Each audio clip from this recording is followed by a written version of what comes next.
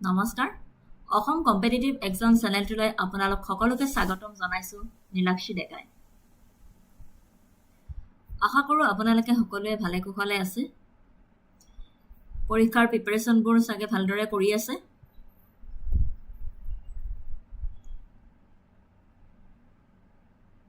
আজি মই আপোনালোকৰ লগত আলোচনা কৰিবলৈ ওলাইছো মে মাহৰ অসমৰ সাম্প্ৰতিক ঘটনাৱলী যিখিনি ঘটি আছে সেইখিনিৰ ওপৰত আপোনালোকৰ লগত আজি আলোচনা কৰিবলৈ আহিছো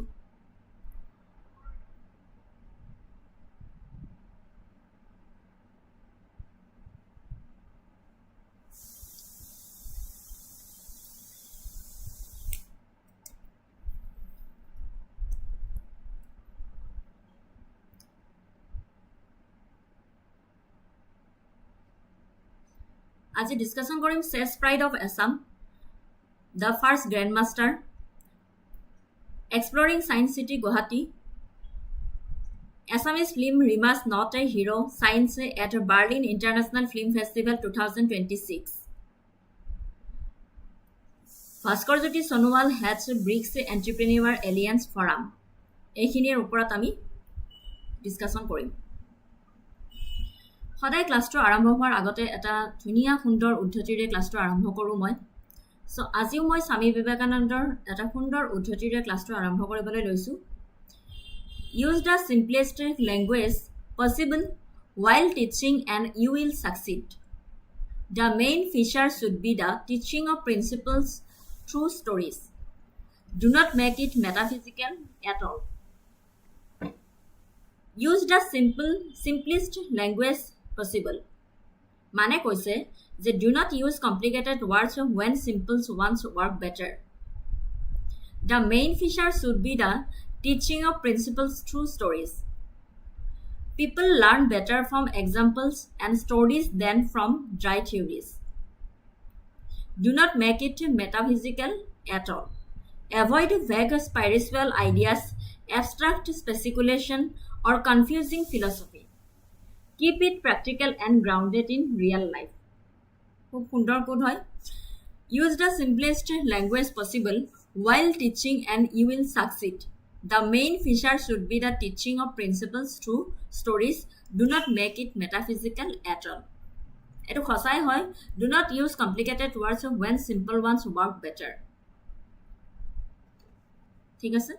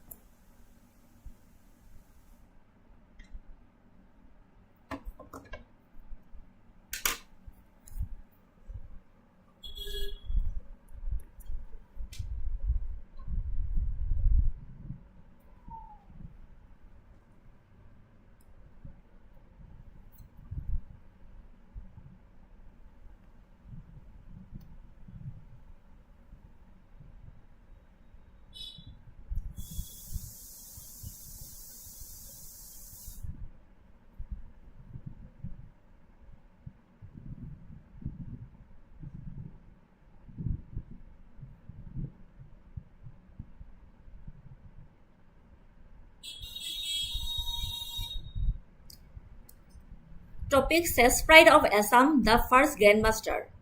The first grandmaster from Assam is Mayang Chakraborty. নামটো মনত ৰাখিব The first grandmaster from Assam is Mayang Chakraborty. In March 2026, he shattered geographical barriers to become India's 94th grandmaster. 94th grandmaster and crucially the first ever grandmaster from Northeast India. Introduction Born on July 28, 2009 in Guwahati, Assam, Mayang Chakraborty's historic achievement ended a multi-decade wait for the northeastern region to produce a chess grandmaster. At just 16 years old, he secured his third and final grandmaster norm at the 81st Hotel Stockholm North GM tournament in Sweden, crossing the mandatory fight rating threshold of 2,500 ELO. K points and career trajectory. Early promise, Mayang showed incredible prodigal talent early on. He won the under-11 national gold medal in 2019 and a silver medal at the Asian Youth Chess Championship in Sri Lanka, becoming the top-ranked under-11 player in India and Asia.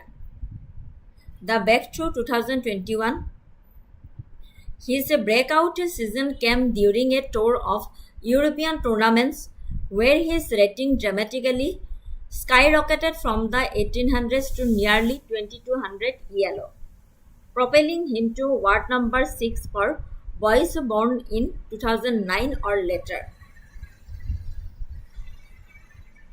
The stepping stones, he won the national under-17 chess championship back-to-back in 2023.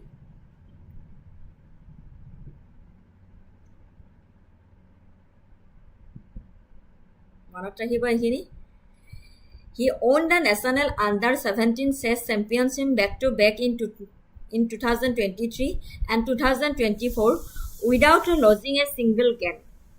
He earned his international master title in 2024 after securing norms at major events like Qatar Masters.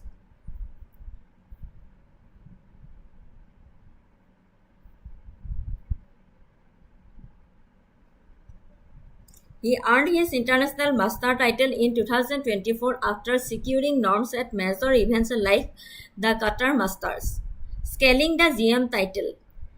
In March 2026, he dominated the round-robin field in Stockholm, Sweden, scoring 9 points. 9 ভিতৰত 7 points পাইছিলে. He scaled his final norm with a round to spare by defeating Swedish IM Philip Lindgren. Playing style, Mayang is widely recognized for a highly dynamic, sharp and tactical playing style.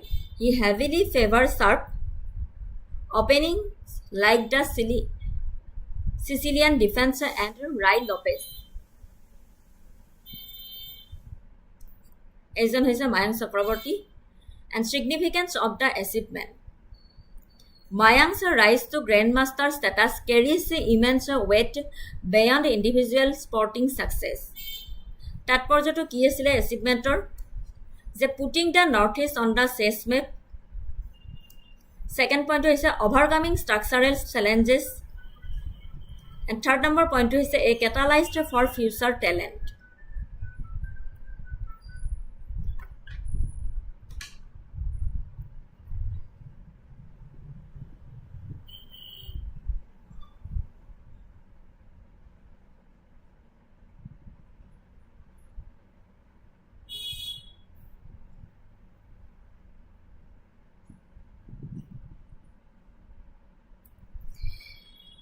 Chess pride of Assam বাক্যাংশই অসমৰ গুৱাহাটীৰ 16 বছৰীয়া দবা মায়ং চক্ৰৱৰ্তীক বুজায়.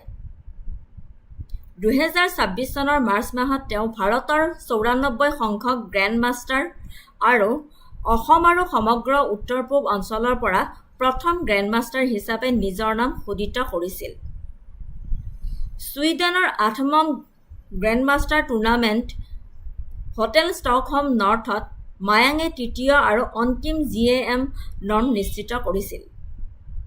তেওঁ প্ৰতিযোগিতাত আধিপত্য বিস্তাৰ কৰি 9ৰ ভিতৰত 7 পইণ্টৰ আকৰ্ষণীয় স্কৰেৰে প্ৰথম স্থান দখল কৰিছিল. ৰেটিং মাইলৰ খুঁটি, গ্ৰেণ্ড মাষ্টাৰৰ খিতাপ অৰ্জন কৰিবলৈ এজন খেলুৱৈয়ে 2500ৰ ফাইট ৰেটিং অতিক্ৰম কৰিব লাগে.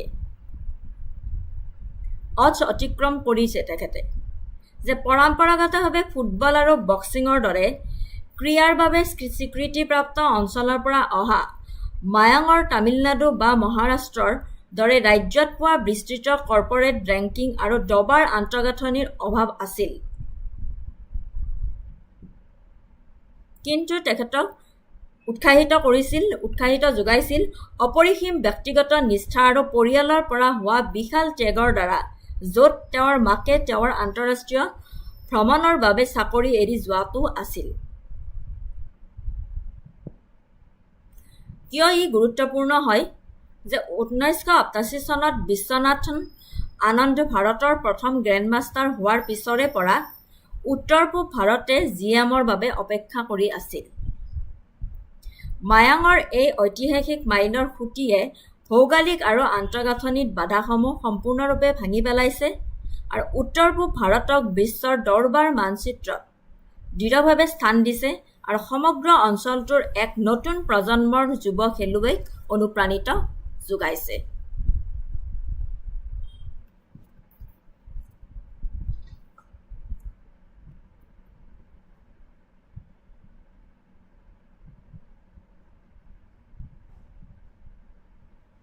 Conclusion Mayang Chakrabarty's journey from learning the basics at the Assam Chess Club in Guwahati to dominating an international field in Sweden is a historic milestone for Indian sports. By becoming the first Grandmaster of Assam and the Northeast, he has broken a psychological ceiling. His story is a testament to the fact that with dedication, raw tactical brilliance, and relentless family support, the highest echelons of global sport are entirely within reach for youth from any corner of the country. ঠিক আছে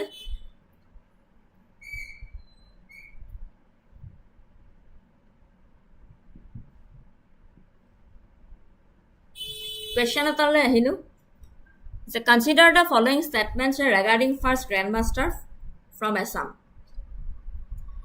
Mayang Chakrabarty became the India's 94th grandmaster and the first ever grandmaster from Northeast India. Second statement could say he secured his third and final grandmaster norm at a prestigious tournament held in Stockholm, Sweden. He achieved this milestone by crossing the mandatory FIDE rating threshold of 2,600 ELO points. Which of the statements given above are correct? Option A শুদ্ধ হয় নে option B নে option C নে option D ইয়াৰে কোনটো শুদ্ধ হয় আমি ইতিমধ্যে পঢ়িলো ইয়াৰে কোনটো শুদ্ধ উত্তৰ হয় গম পাইছোৱে যে correct answer option B 1 and 2 only. Statement 1 and 2 are correct. Statement 3 is incorrect because the mandatory fight rating threshold required to achieve the grandmaster title is 2,500 ELO points, not 2,600. অকমান আগতে পঢ়িলো 2,500 হয়, not 2,600. ঠিক আছে? Moving to the next topic, exploring Science City Guwahati. গৈছেনে আপোনালোকে?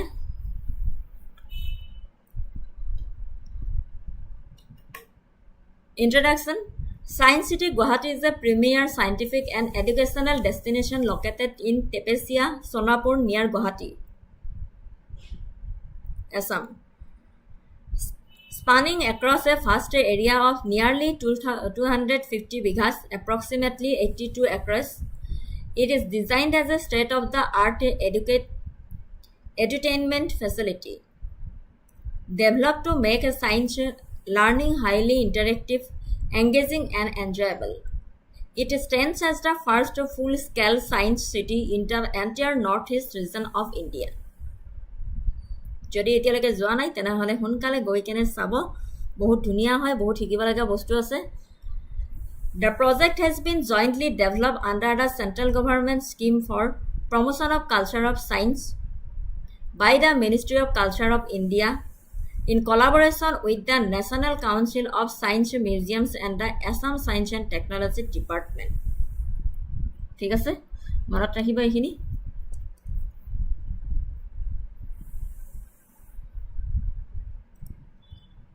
The project has been jointly developed under the central government scheme for promotions of culture of science by the Ministry of Culture of India in collaboration with National Council of Science Museum and the Assam Science and Technology Department. Inauguration date monot rakhibo. Official inauguration March 10, 2026. Inaugurated by Dr. Himanta Biswa Sharma, the Honorable Chief Minister of Assam, alongside Sri Keshav Mohanto, the Minister for Science and Technology, Government of Assam. Phase-wise launch. That ceremony marked the official completion and opening of Phase 1 of the grand project.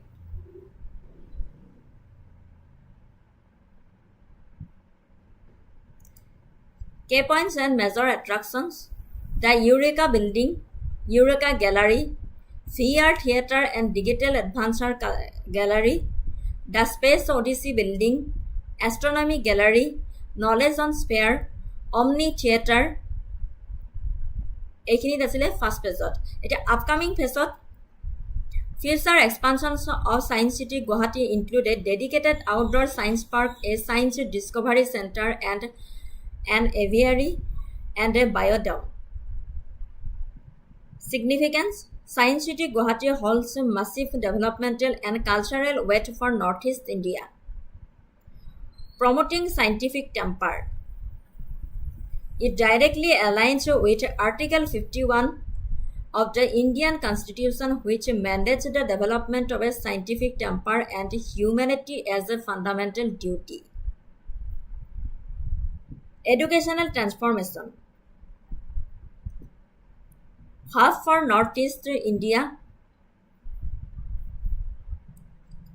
Grassroots synergy, tourism and economy.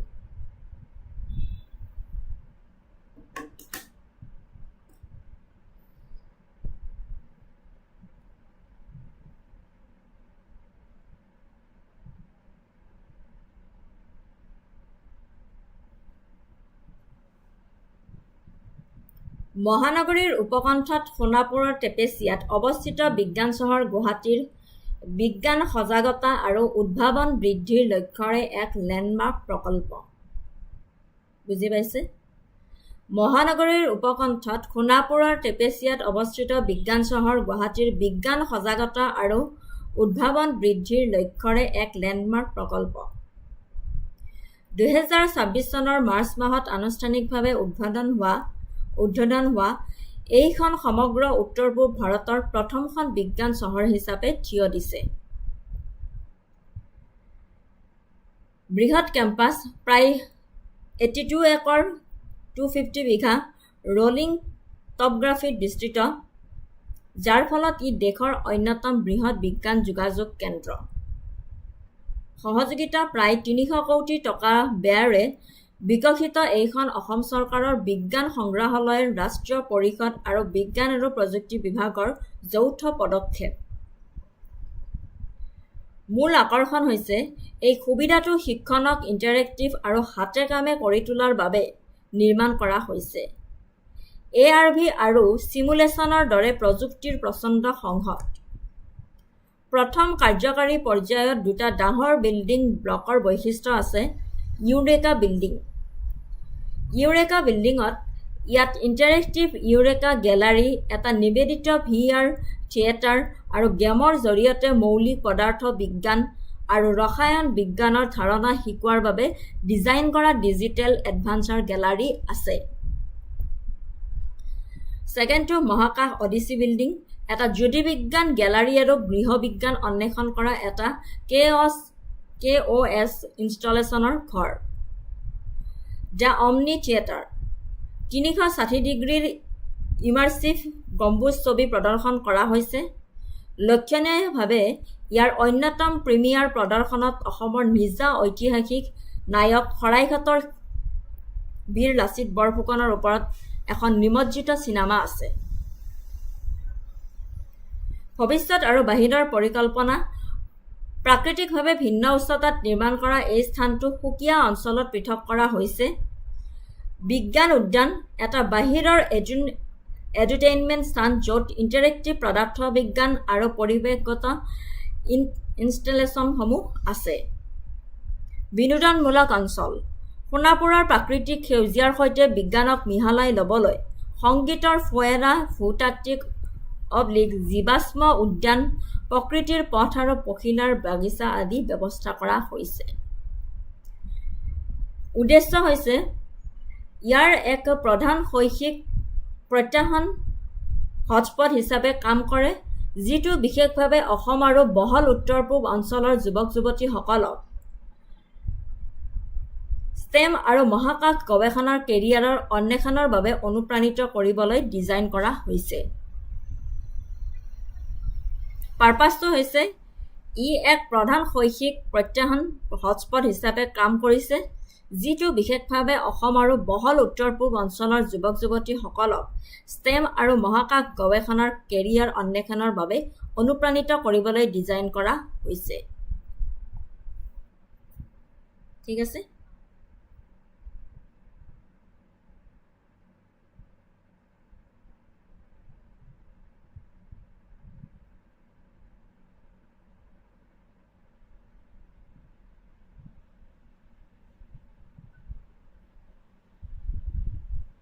Conclusion: Science City Guwahati is a major milestone in India's journey toward decentralizing high-tech education and research resources. By blending advanced visual tech, space science exploration, and interactive play, it breaks down complex science into accessible language for children and adults alike. It stands not just as a tourist attraction, but as a temple of modern learning that is poised to ignite curiosity and power a new wave of scientific breakthrough across Northeast India.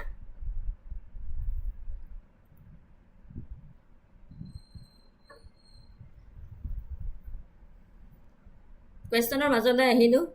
Consider the following statements regarding Science City Guwahati. It is the first full-scale science city to be established in the entire northeastern region of India. Second statement is the project has been completely funded and developed solely by the state government of Assam. It is located, third statement is it is located at Tepesia Sonapur within the Kamrup Metropolitan District. Which of the statements given above are correct?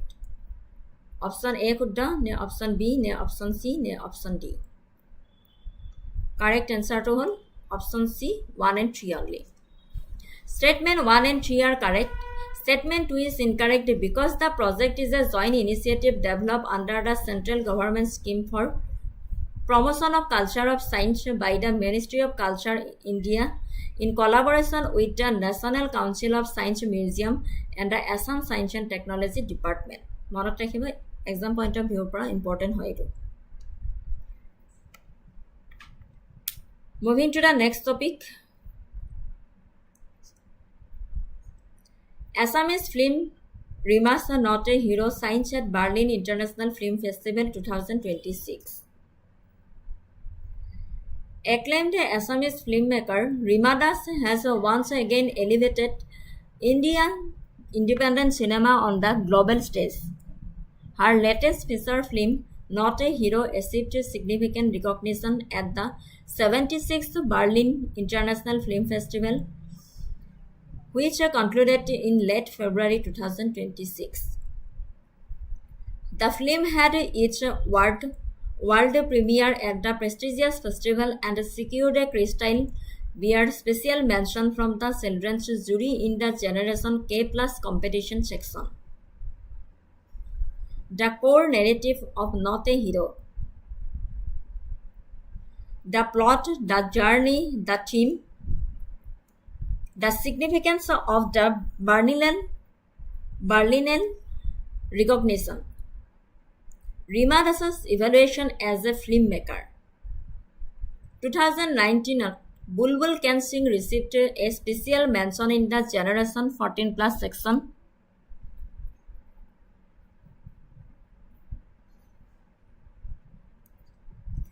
In 2025 she brought Village Rockstar 2 to the circuit. 2026 Not a Hero owned the Crystal Beer special mention.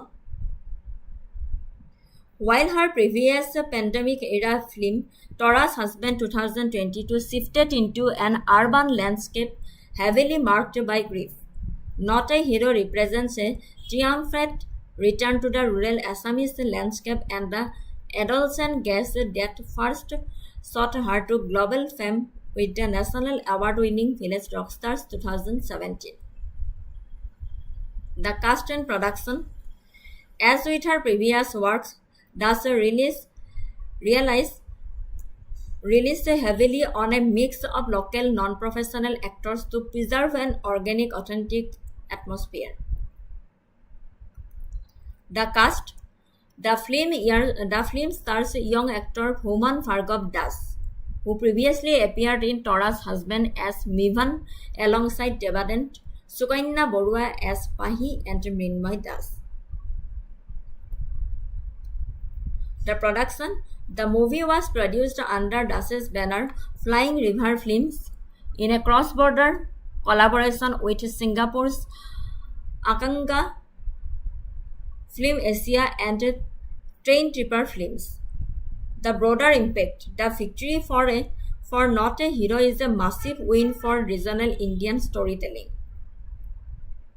It improves that hyper-local narratives, deeply rooted in the socio-environmental and linguistic realities of Assam, possesses a universal emotional language that resonates effortlessly with international audiences from Berlin to the rest of the world.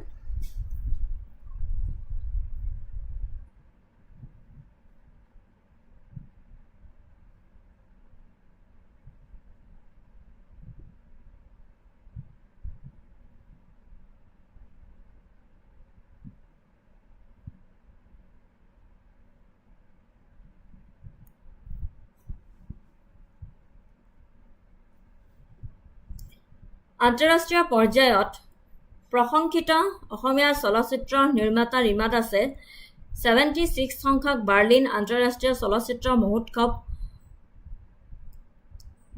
তেওঁৰ বৈশিষ্ট্যপূৰ্ণ ছবি not a হিৰোৰ জৰিয়তে পুনৰ বিশ্ব মঞ্চত জিলিকি উঠিল। এই ছবিখনৰ বিশ্ব premier হৈছিল প্ৰতিষ্ঠিত জেনাৰেছ কে+ প্ৰতিযোগিতা শিতানত, যিটো চিনেমাৰ বাবে নিবেদিত এটা শিতান যিয়ে শিশু আৰু যুৱ দৰ্শকৰ সৈতে গভীৰভাৱে সংযোগ স্থাপন কৰে। ছবিখনে বহু সমাদৰ লাভ কৰিছিল। যুৱ জুৰীৰ পৰা ক্ৰিষ্টাল বিয়াৰ স্পেচিয়েল মেনশ্যন লাভ কৰিছিল। এই কৃতিত্বই ৰীমা দাসে তৃতীয়বাৰৰ বাবে বাৰ্লিনত নিজৰ কাম প্ৰদৰ্শন কৰিছে। ইয়াৰ পূৰ্বে বুলবুল কেন সিং, যিটোৱে 2019 চনত বিশেষ উল্লেখ লাভ কৰিছিল, আৰু ভিলেজ ৰকষ্টাৰৰ সৈতে তেওঁৰ সফলতা। ছবিখন কি হয়? অসমীয়া, হিন্দী আৰু ইংৰাজীৰ মিশ্ৰণেৰে শ্বুট কৰা নট এ হিৰো হৈছে শিশুৰ দৃষ্টিৰ মাজেৰে আৱেগিক শক্তি আৰু পুৰুষত্ব ধাৰণাক অন্বেষণ কৰা এখন বয়সৰ আগমন নাটক। অসমীয়া, হিন্দী, ইংৰাজীৰ মিশ্ৰণেৰে শ্বুট কৰা নট এ হিৰো হৈছে শিশুৰ দৃষ্টিৰ মাজেৰে আৱেগিক শক্তি আৰু পুৰুষত্বক ধাৰণাক অন্বেষণ কৰা এখন বয়সৰ আগমনৰ নাটক বুলি কৈছে। কাহিনীটোত মিভান নামৰ এজন সৰু চহৰীয়া ল'ৰাক নিজৰ আৰামদায়ক নগৰীয়া জীৱনশৈলীৰ পৰা নিজৰ পূৰ্বপুৰুষৰ গাঁৱলৈ নিৰ্বাসিত কৰা হৈছে। তাত তেওঁ এখন অচিনাকি পৃথিৱীত খোজ কাঢ়ে, এগৰাকী তিক্ত পেহীয়েকৰ সন্মুখীন হয়, ঘোঁৰাৰ লগত বন্ধুত্ব কৰে আৰু স্থানীয় গাঁৱৰ ল'ৰা-ছোৱালীৰ সৈতে অলংকৃত দুঃসাহসিক অভিযানত নামি পৰে। বিষয়বস্তু আছিলে চিনেমাখনৰ যে পৰম্পৰাগত উচ্চস্বৰ বীৰত্বৰ পৰিৱৰ্তে ছবিখনে এক বেলেগ ধৰণৰ সাহসৰ ওপৰত গুৰুত্ব আৰোপ কৰিছে। পৰম্পৰাগত উচ্চস্তৰ বীৰত্বৰ পৰিৱৰ্তিত ছবিখনে এক বেলেগ ধৰণৰ সাহসৰ ওপৰত গুৰুত্ব আৰোপ কৰিছে, যিটো দয়া, অভিযোজন ক্ষমতা আৰু অফলাইনত জীৱনৰ সৌন্দৰ্য আৱিষ্কাৰ কৰাত শিপাই আছে। চিনেমাখনৰ বিষয়বস্তু আছিলে।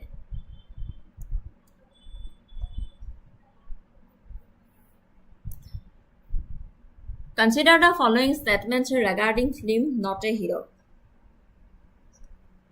It is a multilingual coming-of-age drama shot in Assamese, Hindi, English. The film won the prestigious Golden Bear for Best Film at the 76th Berlin International Film Festival. It marks the filmmaker Rimma Das's first ever appearance and recognition at the Berlinale circuit. Which of the statements given above is are correct. Option A, option B, option C, option D কোনটো শুদ্ধ হয়? Correct answer to is option A only. Statement 1 is correct as the film is multilingual. Statement 2 is incorrect because it own a crystal beer special mention in the Generation K plus section, not the golden beer. Statement 3 is incorrect because this is Rima Das's third major appearance at the festival, following Bulbul Can Sing 2019 and Village Rockstars 2 2025. So, statement 1 is correct of all.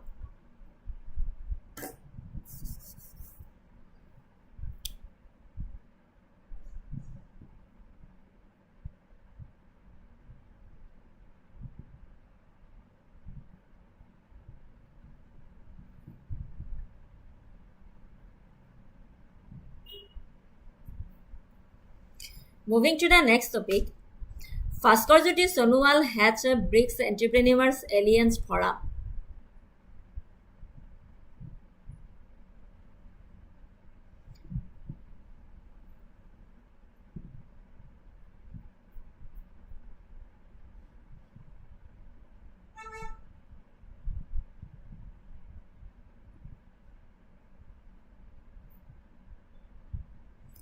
Bhaskarjyoti Sonowal has a BRICS Entrepreneurs Alliance Forum.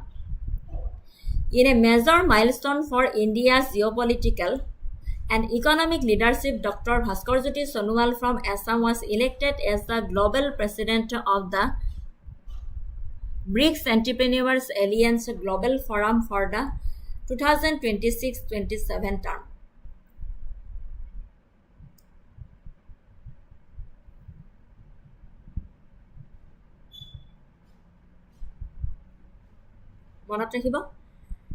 In a major milestone for India's geopolitical and economic leadership, Dr. Bhaskarjyoti Sonowal from Assam was elected as the global president of the BRICS Entrepreneurs Alliance Global Forum for the 2026-27 term. This appointment signals India's rising prominence as a core hub for global innovation and reflects a structural shift within the BRICS Plus framework toward grassroots economic diplomacy. Context and role. Dr. Sonowal previously served as a Chief Executive Officer and Executive Director of BEA India. His elevation to global presidentships, his mandate from leading national initiative to driving the comprehensive global strategy for the entire alliance. His presidency aligns with a crucial timeline as India prepares to host the BEA Global Summit in November 2026. India prepares to host the BEA BRICS Entrepreneurs Alliance Global Summit in November 2026. Etia, what is BRICS Entrepreneurs Alliance? Ki hoy?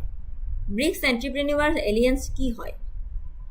Formerly established in September 2025 during two BRICS Forum on Traditional Value in Brazil, the BEA serves as a business-led initiative.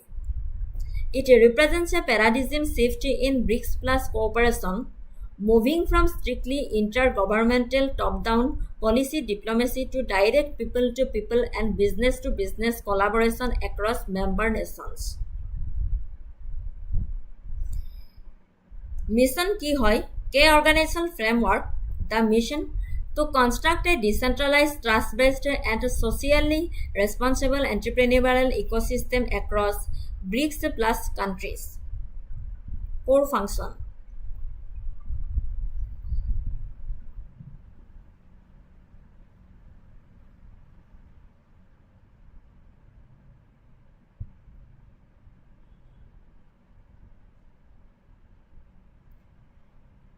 Verified registry, market entry and compliance support. Strategic objectives of Sonowal's presidency. Under Dr. Sonowal's leadership, the BEA Global Forum has defined a roadmap for 2026-27 term, which heavily features economic growth of developing nations.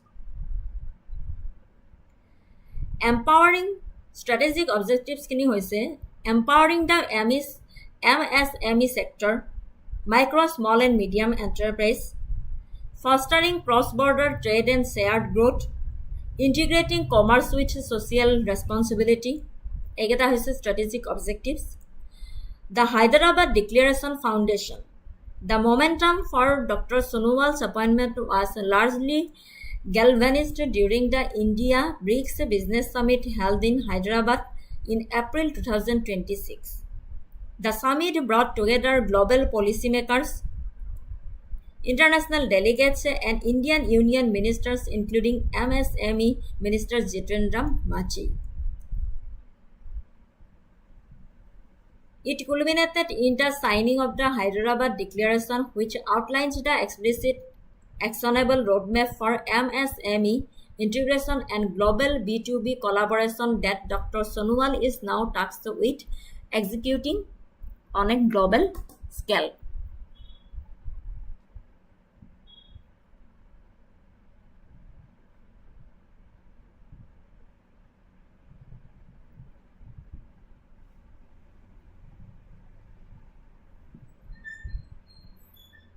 অসমৰ পৰা অহা doctor Bhaskarjyoti সোণোৱালে 2026-27 বৰ্ষৰ কাৰ্যকালৰ বাবে bricks উদ্যোগী মিত্ৰজোঁটৰ global ফৰামৰ সভাপতি হিচাপে নিৰ্বাচিত হৈছে। অসমৰ পৰা যোৱা ডক্টৰ ভাস্কৰজ্যোতি সোণোৱালে 2026-27 বৰ্ষৰ কাৰ্যকালৰ বাবে ব্ৰিক্স উদ্যোগী মিত্ৰজোঁটৰ গ্ল'বেল ফৰামৰ সভাপতি হিচাপে নিৰ্বাচিত হৈছে। ডক্টৰ ভাস্কৰজ্যোতি সোণোৱাল কোন হৈ কৈছে যে এই গোলকীয় উন্নতিকৰণৰ পূৰ্বে ডক্টৰ সোণোৱালে BEA ইণ্ডিয়াৰ CEO আৰু কাৰ্যবাহী সঞ্চালক হিচাপে কাৰ্যনিৰ্বাহ কৰিছিল।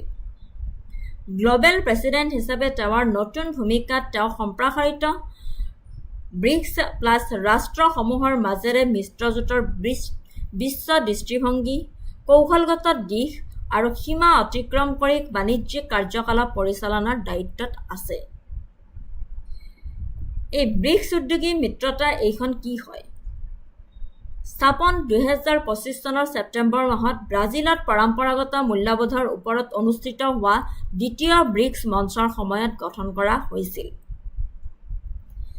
উদ্দেশ্য হৈছে ই বিশুদ্ধভাৱে আন্তঃচৰকাৰী আলোচনাৰ পৰা প্ৰত্যক্ষ ব্যৱসায়ৰ পৰা ব্যৱসায়লৈ B2B আৰু জনসাধাৰণৰ পৰা জনসাধাৰণৰ সহযোগিতালৈ পৰিৱৰ্তনক প্ৰতিনিধিত্ব কৰে। বুজি পাইছে? ইয়াৰ পাৰপাছটো হৈছে ই বিশুদ্ধভাৱে আন্তঃচৰকাৰী আলোচনাৰ পৰা প্ৰত্যক্ষ ব্যৱসায়ৰ পৰা ব্যৱসায়লৈ B2B আৰু জনসাধাৰণৰ পৰা জনসাধাৰণৰ সহযোগিতালৈ পৰিৱৰ্তনক প্ৰতিনিধিত্ব কৰে। মূল লক্ষ্য হৈছে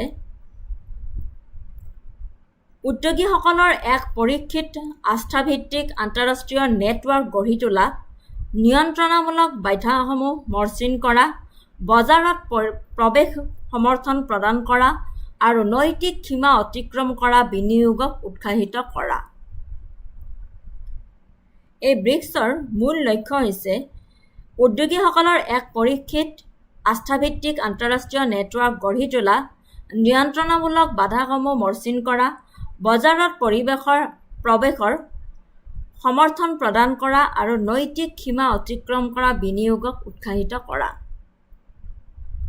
মূল কেন্দ্ৰবিন্দু, ক্ষেত্ৰ আৰু তাৎপৰ্য। ভাৰতীয় MSME সমূহৰ বাবে বুষ্ট। ডক্টৰ সোণোৱালৰ MSME বাবে বুষ্ট।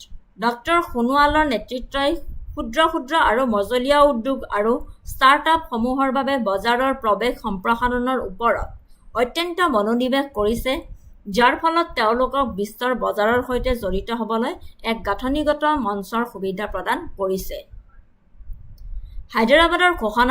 হায়দৰাবাদত অনুষ্ঠিত ভাৰতৰ ব্ৰিক্স ব্যৱসায়িক শীৰ্ষ সন্মিলনৰ পিছত তেওঁৰ নিযুক্তি, য'ত সদস্য ৰাষ্ট্ৰসমূহে হায়দৰাবাদ ঘোষণাপত্ৰত স্বাক্ষৰ কৰে। MSME সমূহক বিশ্বব্যাপী যোগান শৃংখলত একত্ৰিত কৰাৰ বাবে এক কৌশলগত ৰোডমেপ। আগন্তুক BEA গ্লোবেল সামিট এই নিযুক্তি এক গুৰুত্বপূৰ্ণ সন্ধিক্ষণত আহিছে যেতিয়া নেকি ভাৰতে 2026 চনৰ নৱেম্বৰ মাহত ফ্লেগশিপ BEA গ্লোবেল সামিট আয়োজন কৰাৰ বাবে প্ৰস্তুতি চলাইছে যিয়ে বাণিজ্য আৰু বিনিয়োগৰ চুক্তি চূড়ান্ত কৰিবলৈ বৃহৎ আন্তঃৰাষ্ট্ৰীয় ব্যৱসায়িক প্ৰতিনিধিত্ব দলক একত্ৰিত কৰিব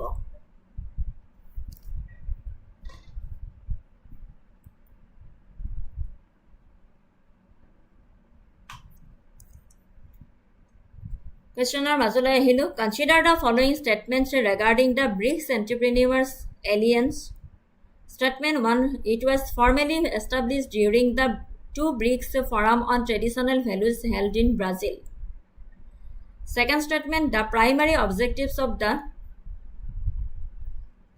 alliance is to shift from a business-to-business framework to a top-down policy diplomacy model among member states.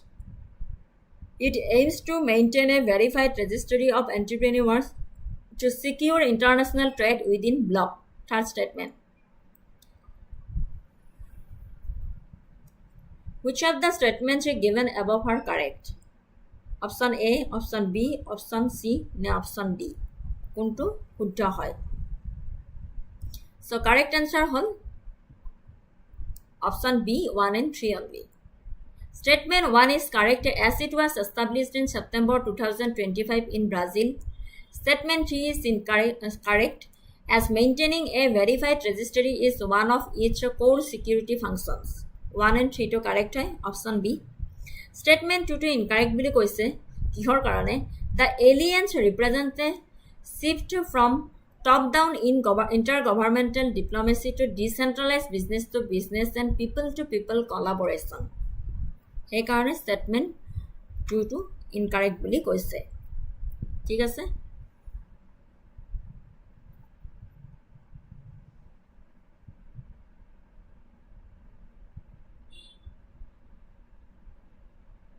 কিবা সুধিছা Assam education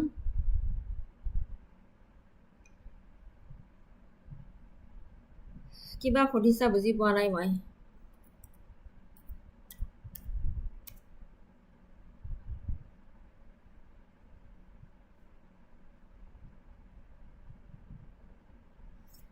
Moving to the next topic, peace agreement with Kuki and Hmar groups. Eto bahut eta important topic hoy de. APSC jona diba eto topic or opor sai jabai. Yar opor question ahiboy.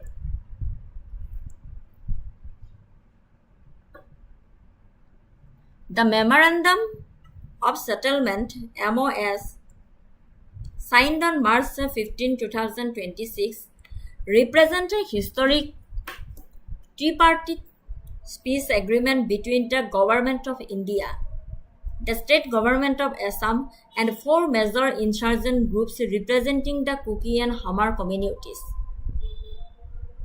The memorandum of settlement signed on March 15, 2026. This accord effectively brings an end to decades of localized ethnic militancy in Assam's hill district, transitioning former insurgent outfits into the socio-political mainstream.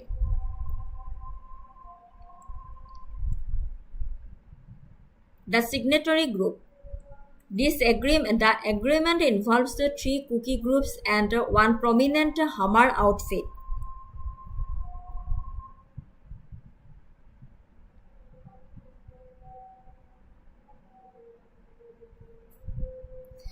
While these communities share ethno-linguistic roots, they historically operated separate armed wings to safeguard their specific regional interest.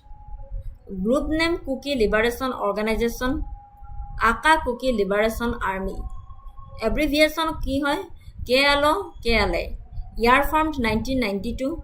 Objective, core objective, safeguarding Kuki identity and political autonomy in Northeast India. Kuki Revolutionary Army KRA 2000 year formed.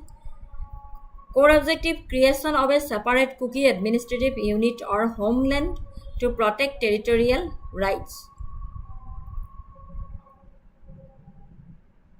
Hmar People's Convention Democratic HPCD year from 2023 core objective greater autonomy and creation of a Hmar Autonomous Territorial Council. United Kuki Defense Army UKDA formed in 2010 protection of Kuki land rights and administrative independence in Assam.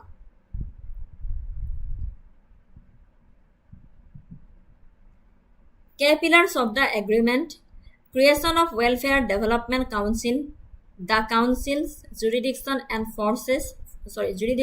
focus.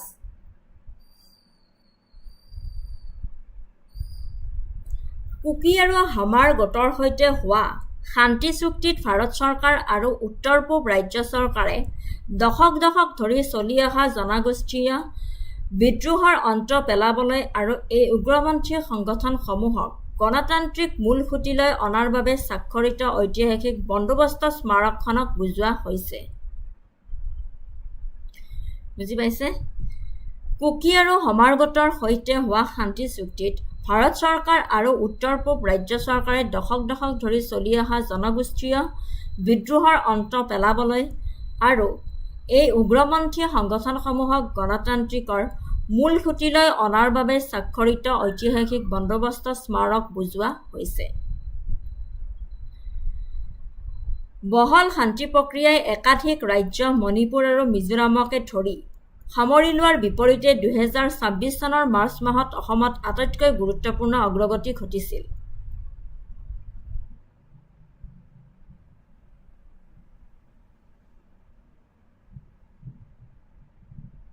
জড়িত হস্তৰ গোটসমূহ অসমত শান্তি নিষ্পত্তিৰ ফলত আনুষ্ঠানিকভাৱে এই নিৰ্দিষ্ট গোটসমূহৰ বাবে জনগোষ্ঠীয় উগ্ৰপন্থীৰ অন্ত পৰিল, যাৰ কেডাৰসকলে প্ৰথমে 2012 চনতে নিলম্বন অভিযান SOO চুক্তিৰ অধীনত অস্ত্ৰ ৰাখিছিল।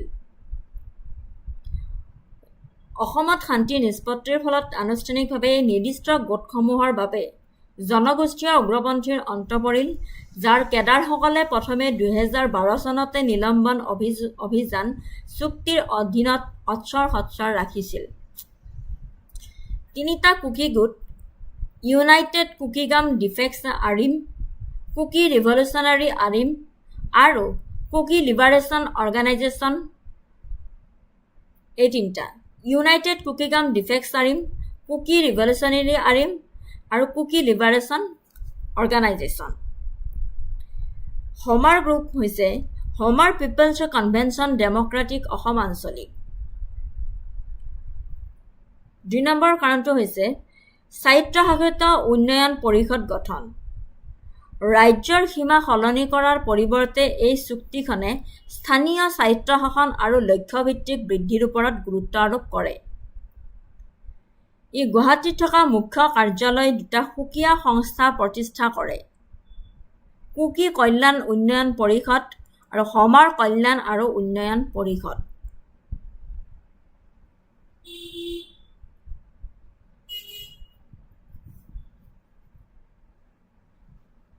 ৰাজ্যৰ সীমা সলনি কৰাৰ পৰিৱৰ্তে এই চুক্তিখনে স্থানীয় স্বায়ত্তশাসন আৰু লক্ষ্যভিত্তিক বৃদ্ধিৰ ওপৰত গুৰুত্ব আৰোপ কৰে।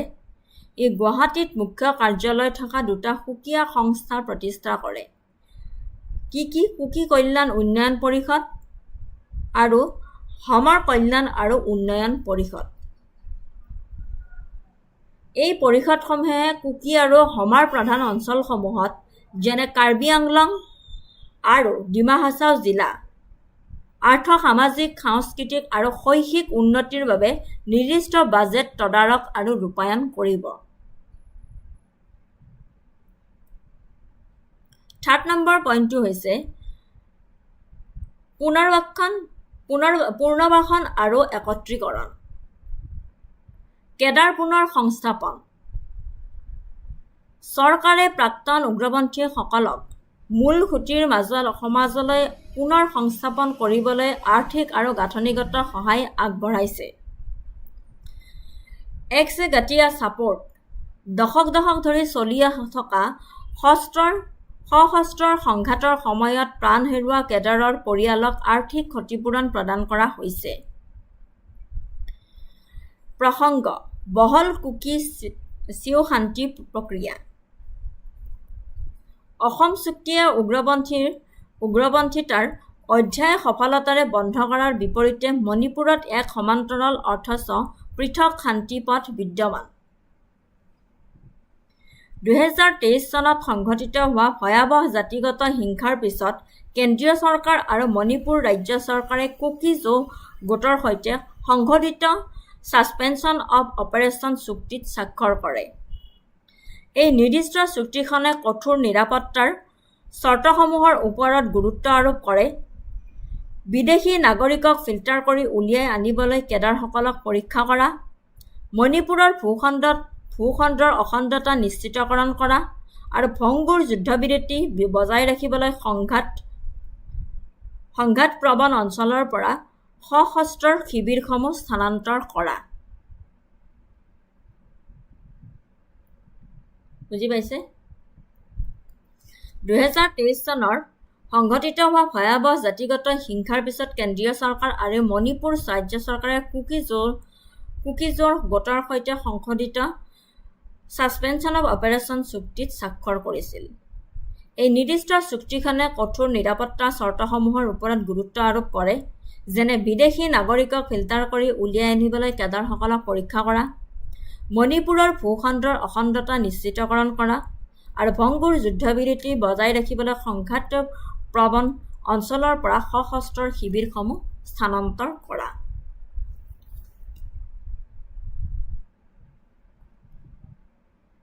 ইংলিছত মই কনচেপচুৱেলাইজ দি দিছোঁ আপোনালোকে পঢ়িলে বুজি পাব মই অসমীয়াতে কৈ দিছোঁ থুলমূলভাৱে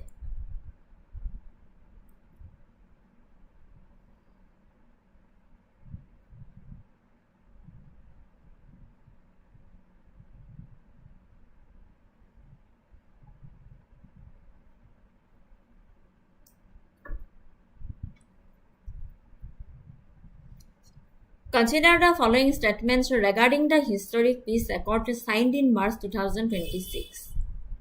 Statement 1. It is a tripartite agreement involving the Government of India, the State Government of Assam, and militant factions representing the Kuki and Hmar communities. Second statement that could say, the agreement mandates the creation of the Kuki Welfare and Development Council and the Hmar Welfare and Development Council under the 6th Schedule of the Indian Constitution. The territorial jurisdiction of these newly formed councils will primarily cover Kuki and Hmar dominated pockets within the Karbi Anglong and Dima Hasao districts. Statement 3 could say. Which of the statements given above are correct? Option A শুদ্ধ হয় না option B না option C না option D Consider the following statements regarding the historic peace accord signed in March 2026 পলম নকৰি শুদ্ধ উত্তৰটি চাওঁ option C 1 and 3 only correct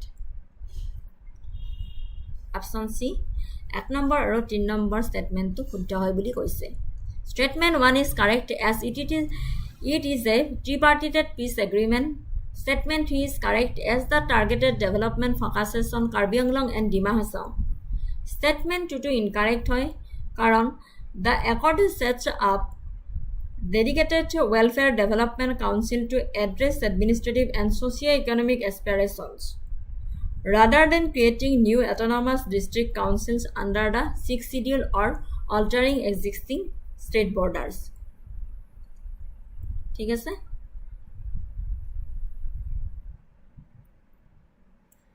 Moving to the next topic Assam Progress Agenda 2026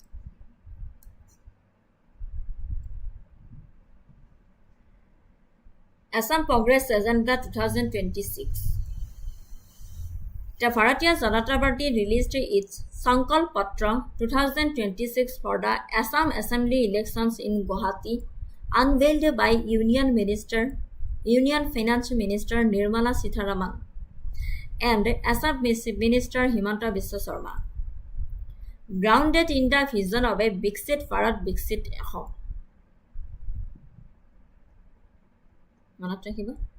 Developed India developed Assam entitled Surakshita Assam Bikashita Assam.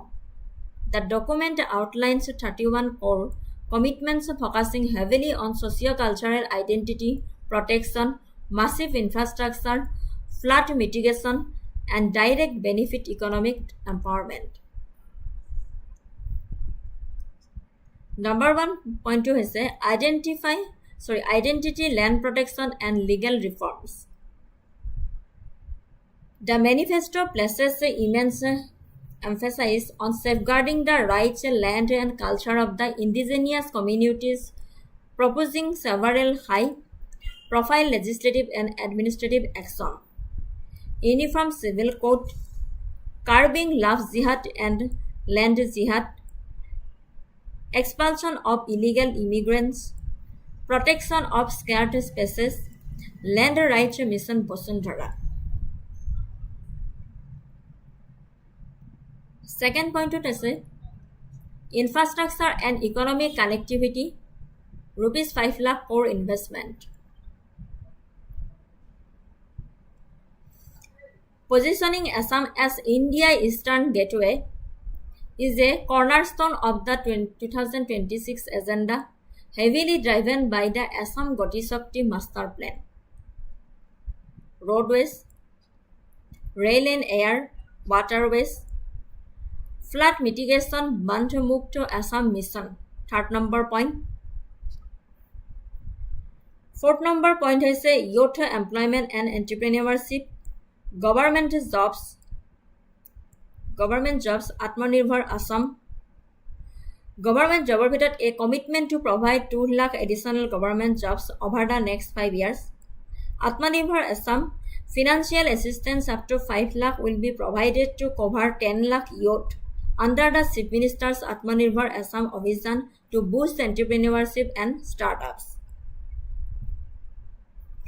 Institutional expansion, a policy of 1 district, 1 medical college, 1 university, 1 engineering college to decentralize high-level education and generate local job opportunities. Women empowerment and social welfare, building upon existing populist welfare schemes, the manifesto expands financial safety nets for women. Arunodaya scheme hike, Lakhpati Baideus, and tea garden workers.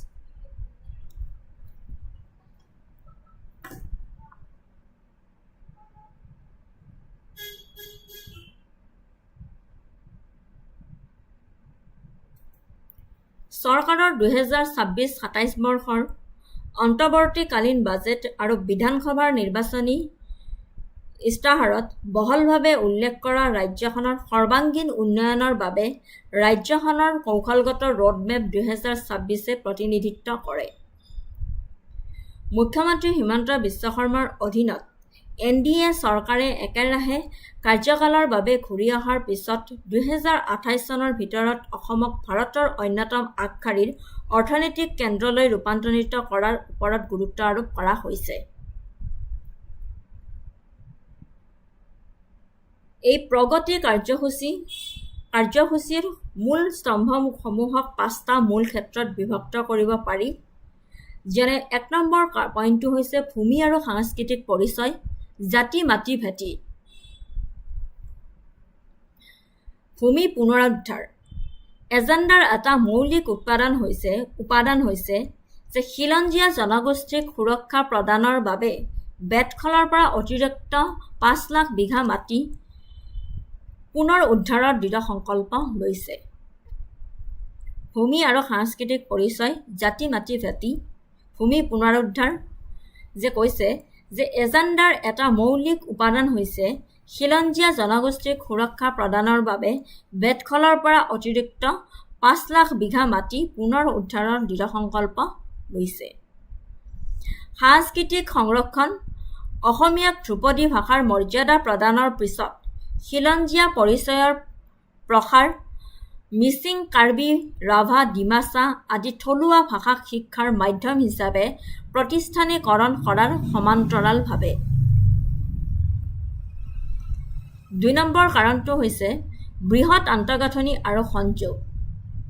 পৰিবহন কেন্দ্ৰ গুৱাহাটী আৰু উত্তৰ গুৱাহাটী সংযোগী ব্ৰহ্মপুত্ৰৰ ওপৰত 6 লেনযুক্ত প্ৰথমখন দলং আৰু জৰুৰীকালীন বিমান অৱতৰণৰ সুবিধাকে ধৰি মেঘা প্ৰকল্প সম্পূৰ্ণ কৰা আধুনিক ট্ৰেনজিট ৰেপিড ৰেল ট্ৰেনজিটৰ ৰূপায়ণ যেনে গুৱাহাটীক কলকাতালৈ সংযোগ কৰা নতুনকৈ মুকলি কৰা ভান্দে ভাৰত স্লিপাৰ এক্সপ্ৰেছ শক্তি পৰিৱৰ্তন নিৰ্ভৰযোগ্য পৰিষ্কাৰ আৰু স্বনিৰ্ভৰশীল নৱীকৰণযুক্ত শক্তি নেটৱৰ্কৰ দিশত পৰিৱৰ্তনৰ বাবে অসম শক্তি কাৰ্য পৰিকল্পনা 2026 ৰূপায়ণ কৰা 3 নম্বৰ পইণ্টটো হৈছে অৰ্থনৈতিক বৃদ্ধি আৰু বিত্তীয় স্থায়িত্ব শাসন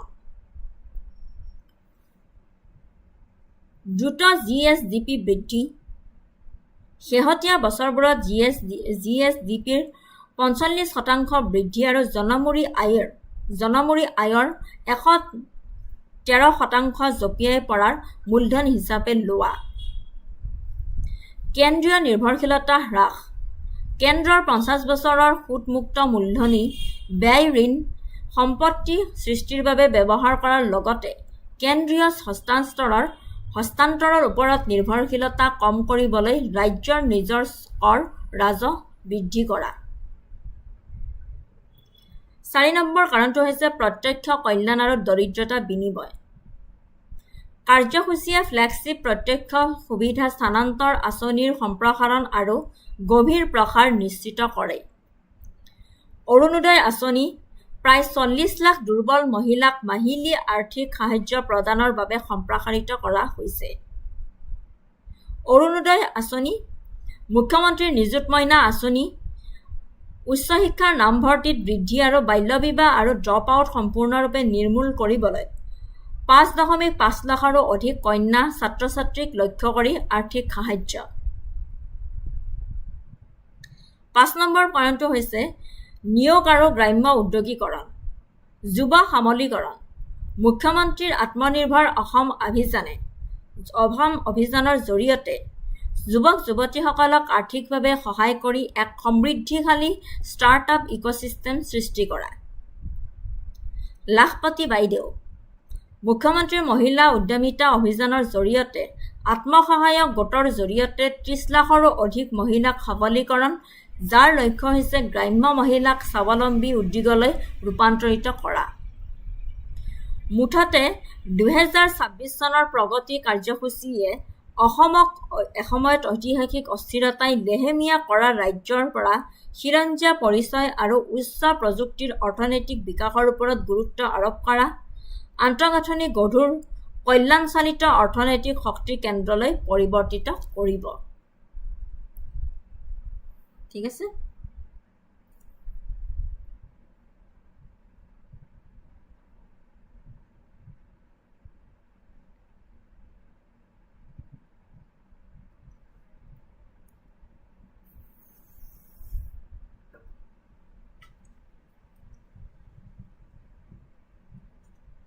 Consider the following statements regarding the legal and identity reforms proposed to the Sankalp Patra 2026. The Uniform Civil Code is proposed to be implemented across the entire geographical territory of Assam within 3 months.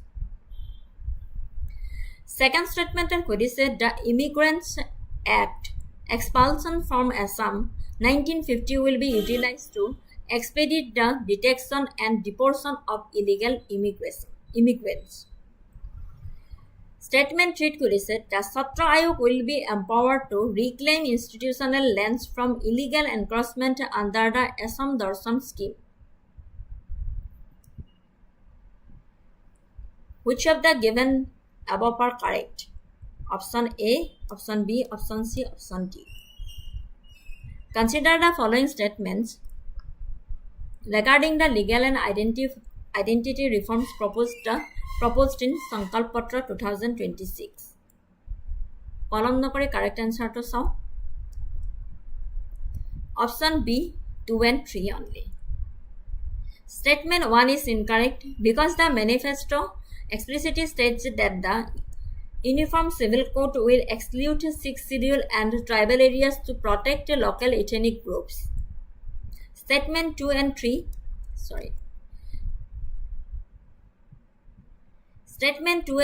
accurately reflect the legal and cultural preservation commitments mentioned in the document. Statement 2 and 3 accurately reflect the legal and cultural preservation commitments mentioned in the document. ঠিক আছে? Option B 2 and 3 to correct হয়. Moving to the next topic.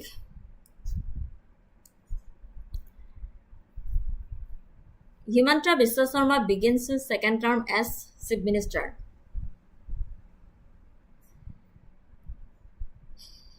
BJP leader Himanta Biswa Sarma officially took the oath of office as the Chief Minister of Assam for এইখিনি খালি মনত ৰাখিব লগা আছিল যে second consecutive term on May 12, 2026. Massive electoral mandate, the BJP-led National Democratic Alliance swept the 2026 Assam Assembly elections, winning a commanding 102 out of 126 seats. BJP alone secured 82 seats, making its first-ever single-party majority in the state.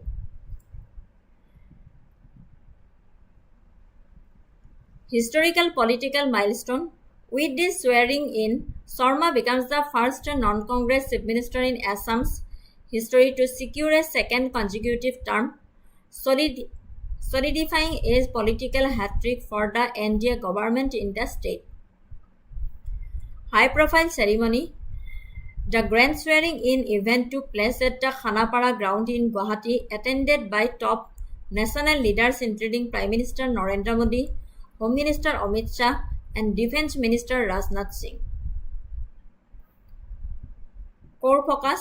Sarma announced that his second term will focus heavily on execution rather than new announcements, prioritizing the implementation of existing developmental projects, fulfilling poll promises, and moving forward with legislative agendas like the Uniform Civil Code.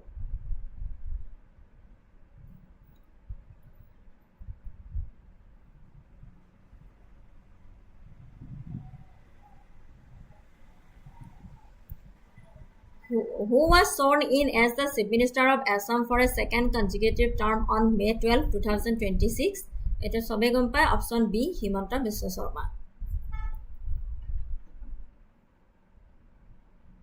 Haine?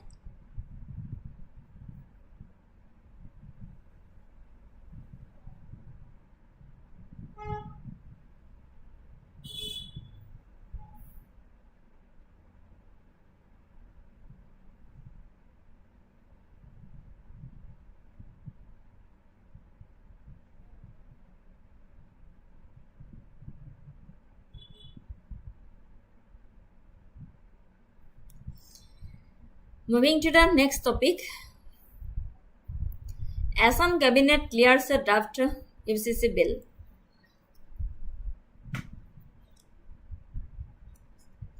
Important topic hai. Assam Cabinet clears a draft UCC bill. The Assam Cabinet led by Chief Minister Himanta Biswa Sarma approved the draft Uniform Civil Code.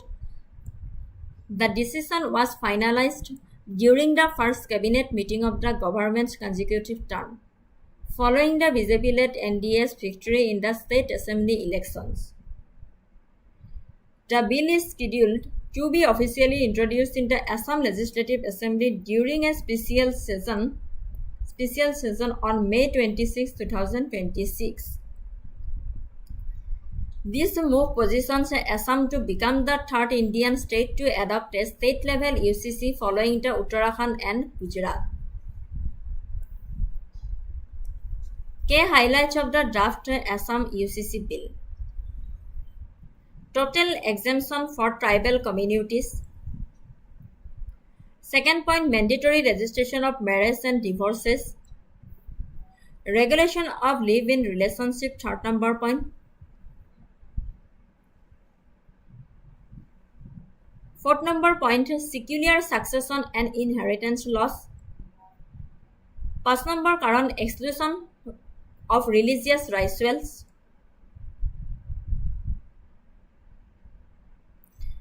Precursor and context, the anti-polygamy push. The approval of the UCC draft follows the legislative foundation laid down by the state. The Assam Assembly passed the Assam Prohibition of Polygamy Bill, which criminalizes polygamy with up to 7 years of imprisonment and up to 10 years if a previous marriage is deliberately concealed. The state government views the anti-polygamy law and the crackdown on child marriage as stepping stones toward the holistic enforcement of the Uniform Civil Code. Objectives and political debates. Government's stance. The ruling administration promotes the UCC as a necessary tool for social reform, gender justice, and the elimination of regressive social practices. By making registration compulsory and addressing inheritance disparities, the bill focuses heavily on securing women's rights across all non-tribal communities. Opposition and criticism. Opposing political fractions and community leaders have raised concern that a uniform code undermines India's secular and pluralistic fabric. Critics argue that forcing a singular civil blueprint over a highly diverse state like Assam could marginalize the distinct personal practices of minority communities, calling it an infringement on cultural autonomy.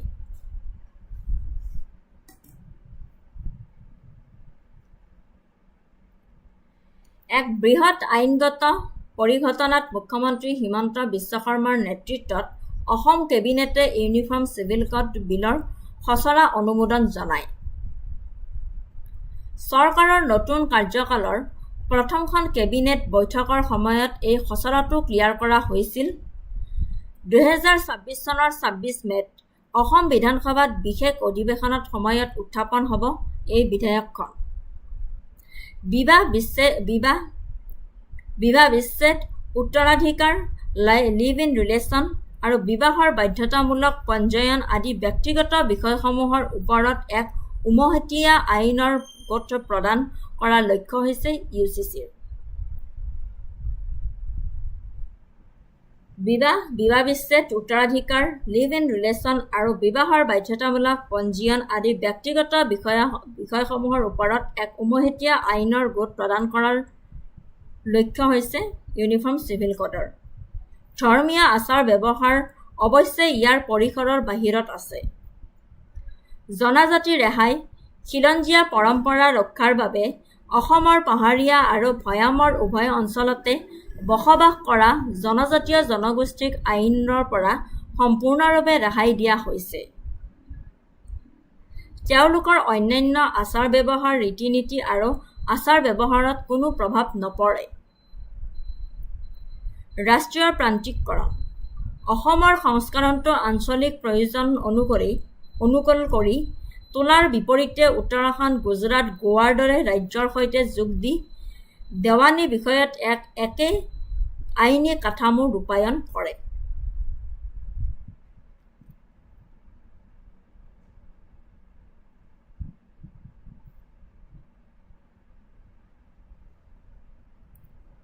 এই বিধেয়কখনত এইকেইটা সামৰি লৈছে। মই ইংলিছত explanation দি দিছোঁ খুব সুন্দৰভাৱে, আপোনালোকে পঢ়ি চালে বুজি পাব যে বিবাহ বিচ্ছেদ, উত্তৰাধিকাৰ, লিভ ইন ৰিলেশ্যন আৰু বিবাহৰ বাধ্যতামূলক পঞ্জীয়ন আদি ব্যক্তিগত বিষয়সমূহৰ ওপৰত এক উমৈহতীয়া আইনৰ গোট প্ৰদান কৰাৰ লক্ষ্য হৈছে ইউচিচিৰ। আৰু ইয়াৰ পৰা জনজাতীয় ৰেহাই, খিলঞ্জীয়া পৰম্পৰা ৰক্ষাৰ বাবে অসমৰ পাহাৰীয়া আৰু ভৈয়ামৰ উভয় অঞ্চলতে বসবাস কৰা জনজাতীয় জনগোষ্ঠীক আইনৰ পৰা সম্পূৰ্ণৰূপে ৰেহাই দিয়া হৈছে। এইখিনি মনত ৰাখিব।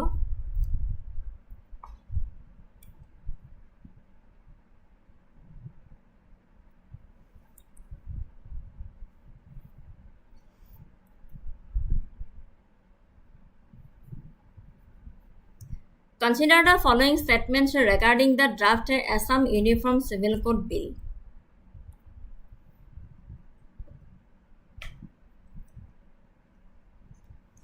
Assam is the first state in Northeast India to clear a draft bill for a state-level uniform civil code. The draft bill completely exempts all tribal communities, both hill and plain tribes of the state, from the each purview. আজি যদি live assembly চাইছে তেনেহলে গম পাইছে চাগে uniform civil কোডৰ বিষয়ে Statement 3 The bill mandates the formal registration of all marriages but leaves the registration of divorces optional based on community customs. Which of the statements given above is are correct? Option A শুদ্ধ নে B শুদ্ধ নে C শুদ্ধ নে D শুদ্ধ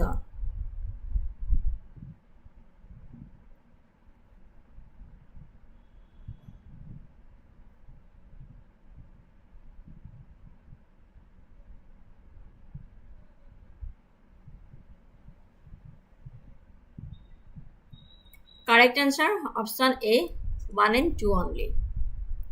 Statement 1 correct. With this draft clearance, Assam is poised to become the first state in the northeastern region to introduce its own state-level UCC legislation. Statement 2 correct. To safeguard the distinct identities, traditions, and customary laws of the indigenous population, the state cabinet explicitly excluded all scheduled tribes from the bill. Statement 3 incorrect. The draft law makes the formal registration of both marriages and divorces strictly mandatory across the state to protect legal rights and prevent arbitrary separation. Billখন implementation হৈ গলে মই বিৰাট ভাল পাওঁ কিন্তু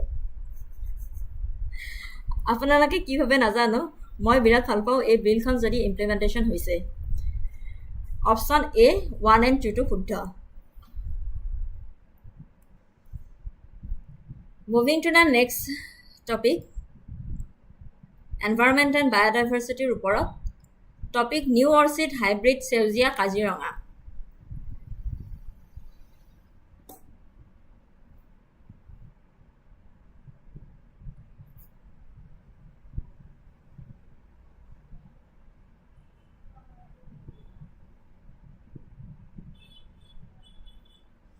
New Orchid Hybrid Seujia Kaziranga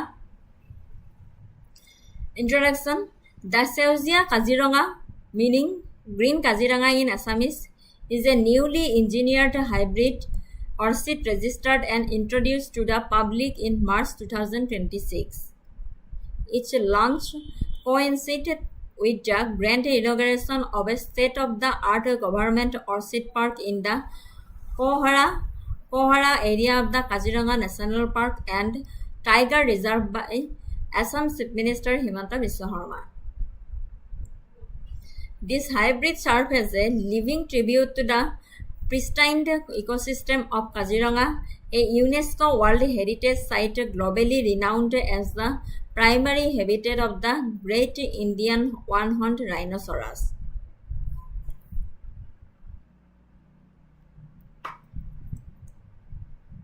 Key points. The architect, the hybrid was painstakingly developed by Mohan Pradhan, a highly respected orchid specialist based in Sikkim. The timeline. It is the result of intensive botanical research, careful selection, and cross-breeding spanning 8 years. The name incorporates the Assamese word Seujia green, symbolizing the lush, rich canopy of the northeast, and Kaziranga, binding it permanently to Assam's premier conservation landscape. Official value. The hybrid was formally announced at the newly opened Kaziranga Orchid Park, which sprawls across 20 bighas, approx 6.6 across, and is built to house more than 1,600 unique orchid species. Significance: boosting ecotourism, এইটো হয় ফুলটো সেউজীয়া কাজিৰঙা পুৰা green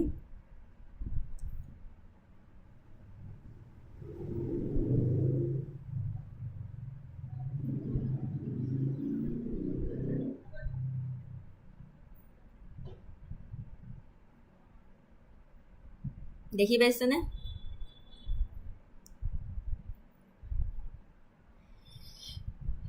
সেউজীয়া কাজিৰঙা এইটো হয়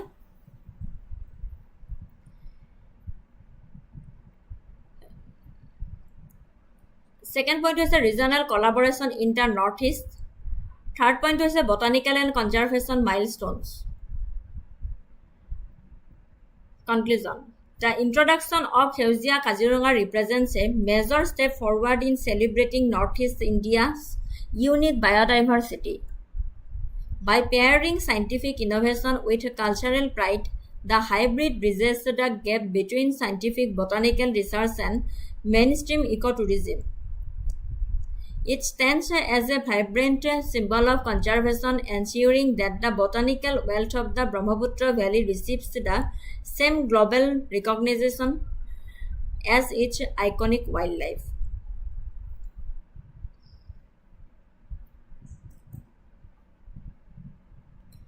সেউজীয়া কাজিৰঙা হৈছে অসমৰ বিখ্যাত কাজিৰঙা ৰাষ্ট্ৰীয় উদ্যানৰ সন্মানত নামকৰণ কৰা এবিধ হাইব্ৰিড অৰ্কিড জাত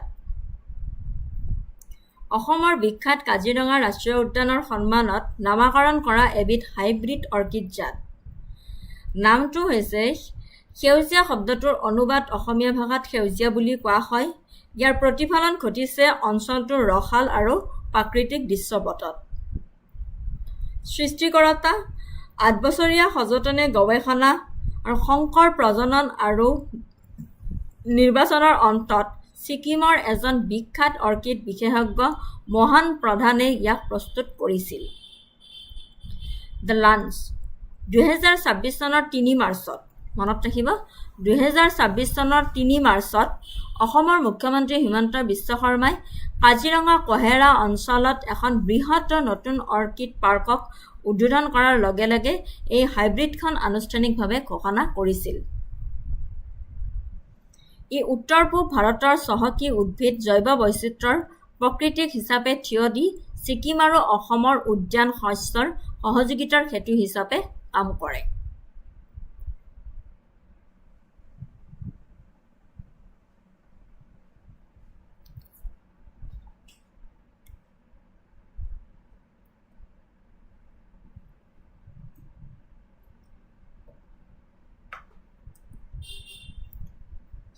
Consider the following statements regarding the recently introduced orchid hybrid Seujia Kaziranga. Statement 1. It was officially registered and introduced to the public in March 2026. Statement 2. The hybrid was meticulously developed over a period of 8 years by a renowned botanist from Arunachal Pradesh. Statement 3. The launch coincided with the inauguration of a state-of-the-art government orchid park at Kohara in the Kaziranga National Park and Tiger Reserve. Which of the statements given above are correct? A to Huddane, B to Huddane, C to Huddane, D to Huddane.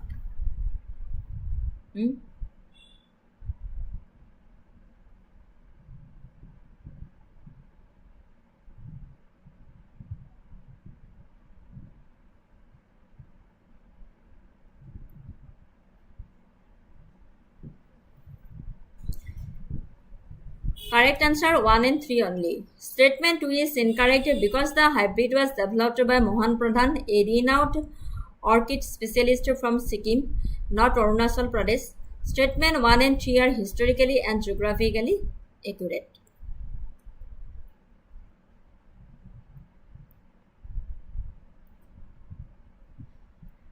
Moving to the next topic, economy and trade. Assam economy and trade report that topic anisinu. Assam exports first legal consignment of Agarwood to United Arab Emirates and Saudi Arabia. Assam exports a first legal consignment of Agarwood to United Arab Emirates and Saudi Arabia. In the mid-2026, Assam marked a watershed moment in its agroforestry economy by successfully executing its first legally approved export consignment of Agarwood ships to Saudi Arabia and the United Arab Emirates. This event transitions the sector from a fragmented informal trade into a structured, globally compliant and multi-core export industry. Introduction. Agarwood, popularly known as oat or sansi in Assamese, is one of the world's most expansive, prioritized natural aromatic raw materials.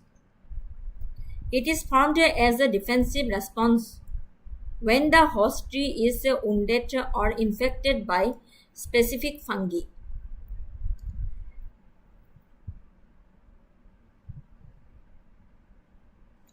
Due to overexploitation, it was historically placed under strict international and national conservation regulations, making its legal trade incredibly difficult.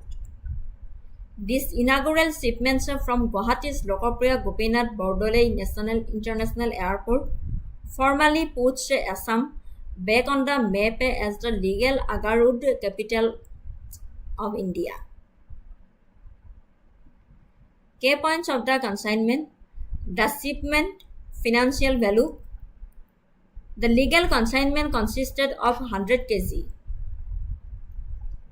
of premium Agarwood ships to Saudi Arabia and 12 kg to the United Arab Emirates.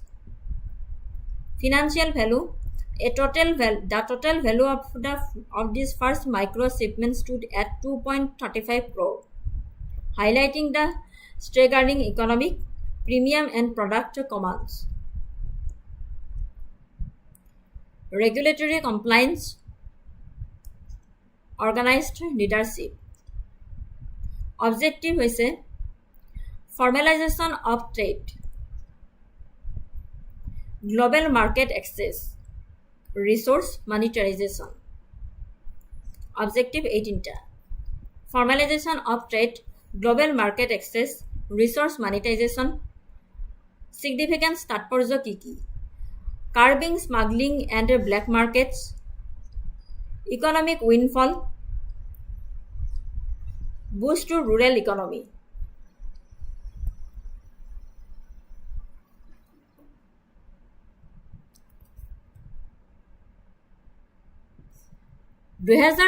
চনৰ মে মাহত অসমে Saudi আৰব আৰু সংযুক্ত আৰব আমিৰশ্বাহী লৈ প্ৰথমটো আইনগতভাৱে অনুমোদিত আগৰ কাঠৰ চিপছৰ ৰপ্তানি চালান সফলতাৰে প্ৰেৰণ কৰি কৃষি বন অৰ্থনীতিৰ এক ঐতিহাসিক মাইলৰ খুঁটি চিহ্নিত কৰিছিল। 2026 চনৰ মে মাহত অসমে সৌদি আৰব আৰু সংযুক্ত আৰব আমিৰশ্বাহী প্ৰথমটো আইনগতভাৱে অনুমোদিত আগৰ কাঠৰ চিপছৰ ৰপ্তানি চালান সফলতাৰে প্ৰেৰণ কৰি কৃষি বন অৰ্থনীতিৰ এক ঐতিহাসিক মাইলৰ খুঁটি চিহ্নিত কৰিছিল। ইয়াৰ অৰ্থ কি আৰু ই কিয় গুৰুত্বপূৰ্ণ তাৰে বিষয়ে অলপ কৈ দিছোঁ। চালানৰ বিৱৰণমাল: চালানটোত 112 কিলোগ্ৰাম প্ৰিমিয়াম এগাৰউড চিপছ সৌদি আৰৱলৈ আৰু 12 কিলোগ্ৰাম ইউনাইটেড আৰব ইমিৰেটছলৈ আছিল। মূল্য তুলনামূলকভাৱে সৰু গোটটোৰ মূল্য আছিল আকৰ্ষণীয় $2.35 কোটি, যিয়ে সম্পদটোৰ ৰুপিজ 2.35 কোটি, যিয়ে সম্পদটোৰ চৰম বাণিজ্যিক মূল্য উজ্জ্বল কৰি তুলিছিল। উৎপত্তি: গুৱাহাটী লোকপ্ৰিয় গোপীনাথ বৰদলৈ আন্তৰ্জাতিক বিমানবন্দৰ কাৰ্গো টাৰ্মিনেলৰ পৰা পোনপটীয়াকৈ প্ৰেৰণ কৰা হৈছিল। 2 নম্বৰ কাৰণটো আইনী মৰ্যাদা কিয় গুৰুত্বপূৰ্ণ? আগৰউড একুলেৰিয়া গছৰ পৰা উৎপাদিত হয়। বনস্পতিত ই অতি বিপন্ন হোৱাৰ বাবে বিশ্বজুৰি ইয়াৰ ব্যৱসায় অতিশয় বাধাপ্ৰাপ্ত বন্যপ্ৰাণীত ই অতি বিপন্ন হোৱাৰ বাবে বিশ্বজুৰি ইয়াৰ ব্যৱসায় অতিশয় বাধাপ্ৰাপ্ত এই ঐতিহাসিক ৰপ্তানি সম্ভৱ হৈছিল কঠোৰ বিধিগত অনুমোদন লাভ কৰাৰ পিছতহে য'ত আছিল CITES অনুমতি বিভিন্ন প্ৰজাতিৰ আন্তঃৰাষ্ট্ৰীয় বাণিজ্যৰ চুক্তি আৰু ভাৰতৰ বৈদেশিক বাণিজ্য সঞ্চালয়কৰ পৰা নিষিদ্ধ ৰপ্তানি অনুজ্ঞাপত্ৰ ইয়াৰ দ্বাৰা ঐতিহাসিক আনুষ্ঠানিক বা অবৈধ চোৰাংচোৱা চক্ৰৰ পৰা অসম আগৰউড প্ৰমোচন নীতি 2020ৰ সমৰ্থিত নিয়ন্ত্ৰণিত স্বচ্ছ বজাৰলৈ পৰিৱৰ্তন ঘটিছে আৰু প্ৰসাধৰণ সামগ্ৰী ৰাজহৰ সম্ভাৱনা উদ্যোগ বিশেষজ্ঞসকলে অনুমান কৰিছে যে সংগঠিত খেতি প্ৰক্ৰিয়াকৰণ আৰু প্ৰত্যক্ষ আইনী বাণিজ্যিক মাধ্যমৰ দ্বাৰা আগৰকাঠ উদ্যোগটোৱে অসমৰ বাবে ₹50,000 কোটি বাৰ্ষিক অৰ্থনীতিলৈ পৰিণত হোৱাৰ সম্ভাৱনা আছে যাৰ ফলত গ্ৰাম্য কৃষক আৰু স্থানীয় ডিষ্টিলাৰীৰ বহু পৰিমাণে উপকাৰ হ'ব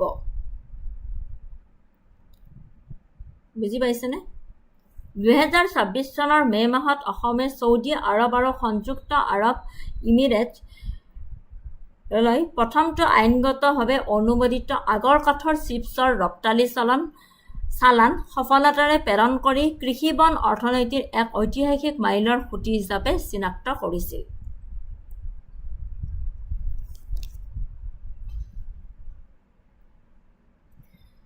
government initiatives Assam Agarwood Promotion Policy 2020 গভৰ্ণমেণ্টে কি পদক্ষেপ গ্ৰহণ কৰিছে এই ক্ষেত্ৰত চেণ্ট্ৰেল আৰু ষ্টেট গভৰ্ণমেণ্টে মিলি Assam Agarwood Promotion Policy 2020 introduced by the state government to completely legalize, regulate and ease the cultivation, processing and export of agarwood, turning it into a farmer-friendly ecosystem.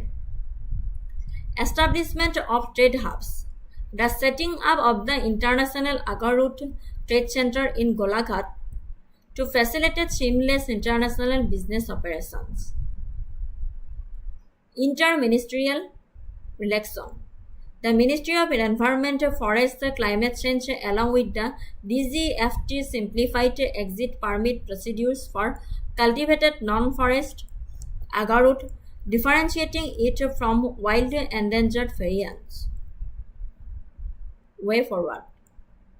Scientific inoculation and research, mitigating the long gestation challenge, focus on value addition.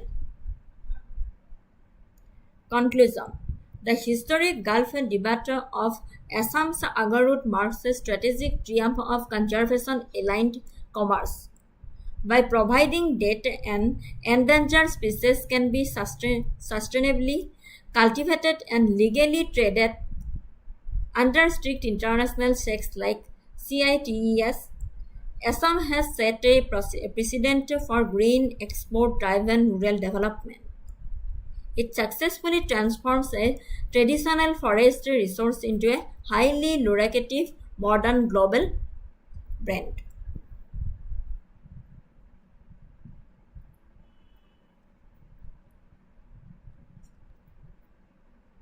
Consider the following statements regarding the recent consignment of agarwood from Assam.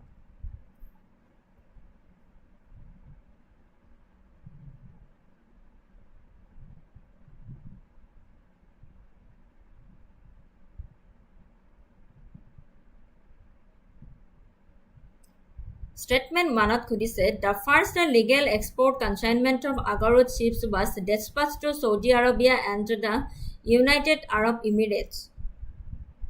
Statement 2 খুদিছে the export was carried out after obtaining a mandatory CITES permit and a restricted export license from the Directorate General of Foreign Trade. Statement treat kudise the export was spearheaded by the Union Ministry of Ayush to promote traditional aromatic medicines. Which of the statements given above are correct? Option A শুদ্ধ নে B শুদ্ধ নে C শুদ্ধ নে D শুদ্ধ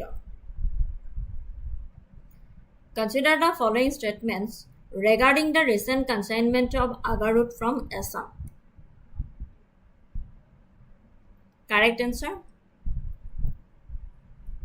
Option B 1 and 2 only. Statements 1 and 2 are correct. Statement 3 is incorrect because the legal export was spearheaded and flagged off by a private industry body. The All Assam Agarwood Planters and Traders Association, with statutory clearance from the DGFT and CITES management authorities, rather than being directly executed by the Ministry of Ayush. ঠিক আছে option B শুদ্ধ 1 and 2 statement. Moving to the next topic, important. NEP in Assam, bridging gaps in infrastructure and teaching workforce. NEP in Assam, bridging gaps in infrastructure and teaching workforce. Assam Tribune paper ahisile 4th ne 5th May. The implementation of the National Education Policy 2020 in Assam marks a monumental shift toward an inclusive, multidisciplinary, and skill-based learning ecosystems. However, translating this ambitious vision into reality on the ground has exposed significant foundational vulnerabilities. Chief among these are widespread infrastructure gaps and a critical shortage of educators across both primary and higher education sectors. Introduction. Assam was among the earliest states in India to formally place and begin the structural rollout of NEP 2020. The policy seeks to dismantle traditional rigid academic silos by introducing a flexible 5+3+3+4 schooling structure, a 4-year integrated teacher education program, the multidisciplinary undergraduate pathways. While the state government has demonstrated high political will, evidenced by the introduction of new curricula and digital monitoring tools, the transition faces severe structural headwinds. The stark contrast between modern policy frameworks and the ground realities of rural and semi-urban Assam has made full implementation a daunting task.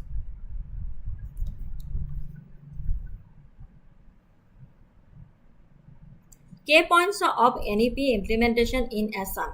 Curricular overall, emphasis on vocational and skill learning, multilingualism, prioritizing mother tongue regional language like Assamese, Bodo and Bengali as media of instruction in early years. Digital interventions. Deployment of platforms like Shiksha Setu Assam to digitally track students and teacher attendance, evaluate institutional performance and streamline academic records. Core challenges, severe infrastructure gaps, basic amenities deficit, digital divide in rural colleges, logistic readiness. B number point, acute teacher shortage, massive vacancy burden, stagnant higher education recruitment, the contractual conundrum.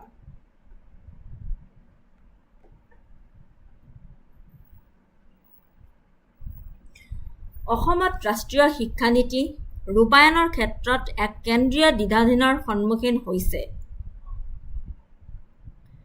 ৰাজ্যখনৰ অতি প্ৰগতিশীল নীতিৰ উচ্চাকাংক্ষাই ইয়াৰ গ্ৰাম্য বাস্তৱতাৰ সৈতে অহৰহ সংঘৰ্ষত লিপ্ত হৈছে। এই ব্যৱধানসমূহ দূৰীভূত কৰিবলৈ অসমে দুটা প্ৰাৰম্ভিক স্তম্ভৰ মাজেৰে গধুৰ গাঁথনিগত আৰু প্ৰতিষ্ঠানিক ৰূপান্তৰৰ ওপৰত গুৰুত্ব আৰোপ কৰিছে। অসমত ৰাষ্ট্ৰীয় শিক্ষানীতি ৰূপায়ণৰ ক্ষেত্ৰত এক কেন্দ্ৰীয় দ্বিধাদ্বন্দ্বৰ সন্মুখীন হৈছে। ৰাজ্যখনৰ অতি প্ৰগতিশীল নীতিৰ উচ্চাকাংক্ষাই ইয়াৰ গ্ৰাম্য বাস্তৱতাৰ সৈতে অহৰহ সংঘৰ্ষত লিপ্ত হৈছে। এই ব্যৱধান দূৰীভূত কৰিবলৈ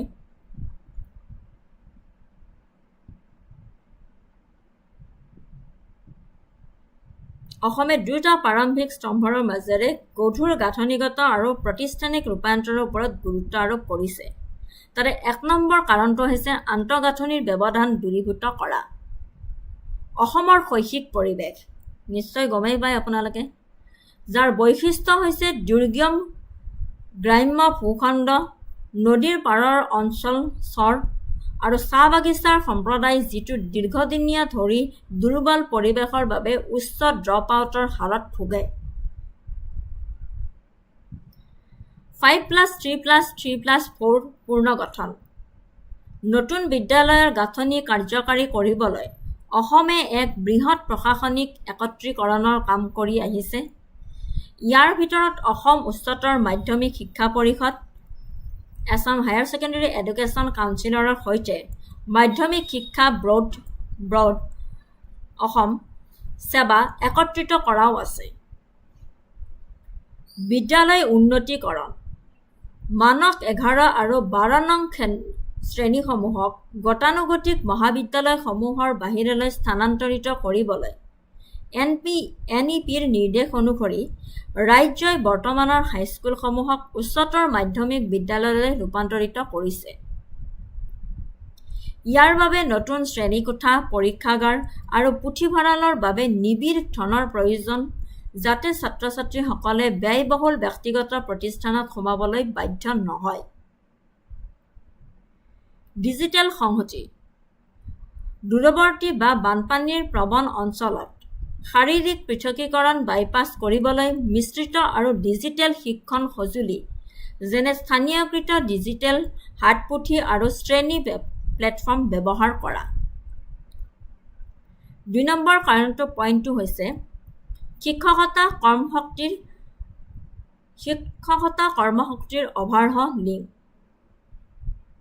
পৰম্পৰাগত মুখস্থ শিক্ষণ কাঠামোৰ পৰা নমনীয় বহু বিষয়ক আৰু দক্ষতা ভিত্তিক পাঠ্যক্ৰমলৈ পৰিৱৰ্তন হ'লে শিক্ষকসকল কেনেকৈ প্ৰশিক্ষণ দিয়া হয় আৰু নিযুক্তি দিয়া হয় তাৰে সম্পূৰ্ণ পুনৰ কল্পনা কৰাৰ প্ৰয়োজন। ৰাজ্যিক শিক্ষানীতি অসমে ক্ৰমান্বয়ে স্বতন্ত্ৰ শিক্ষা মহাবিদ্যালয়সমূহক বৃহত্তৰ বিশ্ববিদ্যালয়ৰ পৰিৱেশ তন্ত্ৰত একত্ৰিত কৰাৰ নীতি আৰম্ভ কৰিছে। ইয়াৰ ফলত শিক্ষাবিদসকলে পৃথকে পৃথকে কাম কৰাৰ পৰিৱৰ্তে বহু বিষয়ক গৱেষণা সমৰ্থিত প্ৰশিক্ষণৰ অভিজ্ঞতা লাভ কৰাটো নিশ্চিত হয়। ৪ বছৰীয়া সংহত শিক্ষা কাৰ্যসূচী। ৰাষ্ট্ৰীয় লক্ষ্যৰ সৈতে মিল ৰাখি ৰাজ্যখনে ৪ বছৰীয়া BEd ডিগ্ৰীক মানক ন্যূনতম মাপকাঠি হিচাপে গ্ৰহণ কৰি অভিজ্ঞতা ভিত্তিক শিক্ষা, বিজ্ঞান আৰু প্ৰযুক্তিগত সাক্ষৰতাৰ ওপৰত অধিক গুৰুত্ব আৰোপ কৰা হয়। বৰ্তমানৰ কৰ্মচাৰীসকলৰ দক্ষতা বৃদ্ধি কৰা। এটা ডাঙৰ বটলনেক হৈছে শিক্ষক যোগ্যতা পৰীক্ষা। যুগৰ পূৰ্বে নিযুক্তি দিয়া শিক্ষকসকলক পাঠ পৰিকল্পনা, ডিজিটেল সংহতি আৰু নতুনকৈ পৰিৱৰ্তিত ভাৰতীয় জ্ঞান ব্যৱস্থাৰ প্ৰশিক্ষণ দি বিশেষকৈ মানৱ বিজ্ঞানৰ দক্ষতা উন্নীতকৰণ কৰা।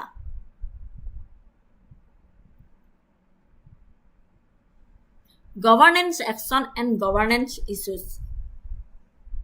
The government of Assam has actively launched a variety of flagship programs to mitigate these issues, through a major systematic friction remains.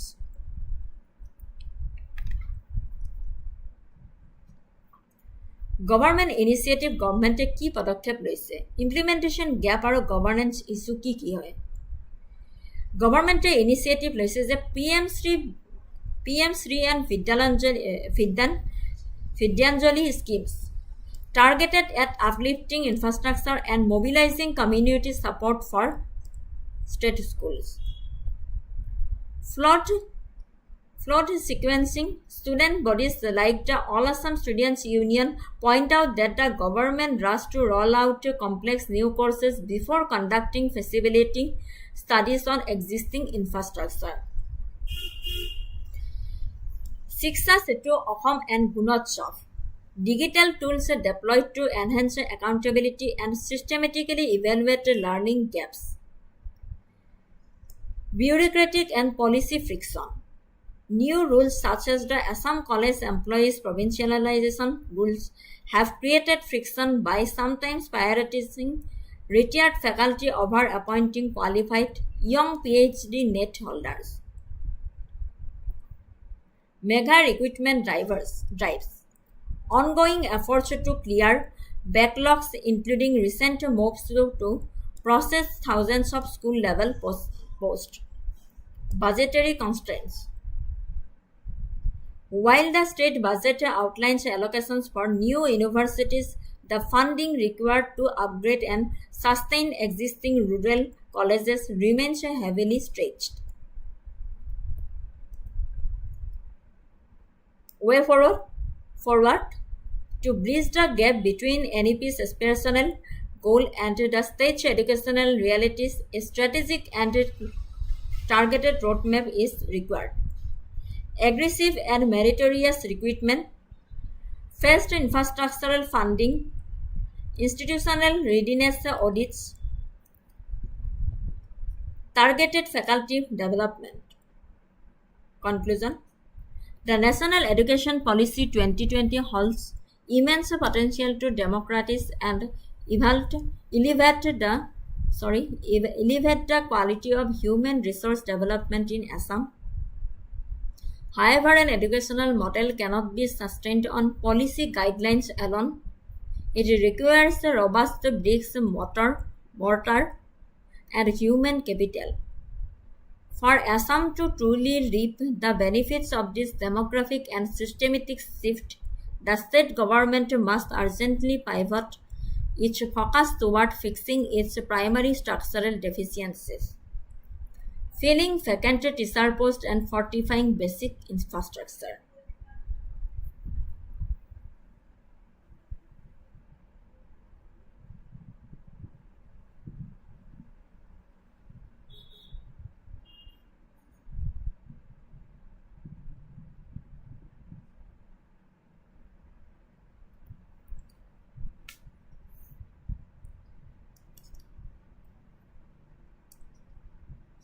Consider the following statements regarding the implementation of the National Education Policy 2020 in Assam.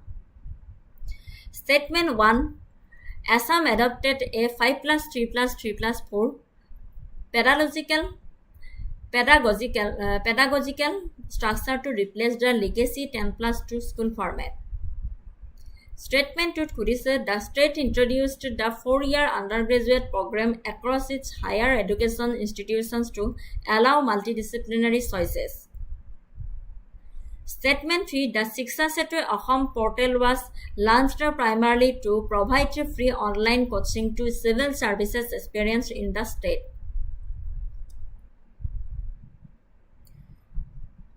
Which of the statements given above are correct? Option A শুদ্ধ নে B শুদ্ধ নে option C শুদ্ধ নে D শুদ্ধ Consider the following statements regarding the implementation of the National Education Policy 2020 in Assam. Correct answer option A 1 and 2 only. Statements 1 and 2 are correct. 3 is incorrect because Shiksha Setu Assam is a digital platform deployed by the state government to track student-teacher attendance, monitor institutional performance, and streamline academic records, not for civil services coaching. So correct answer 1 and 2 only. বুজিব পাৰিছে next টপিকটোলৈ যাব পাৰোঁ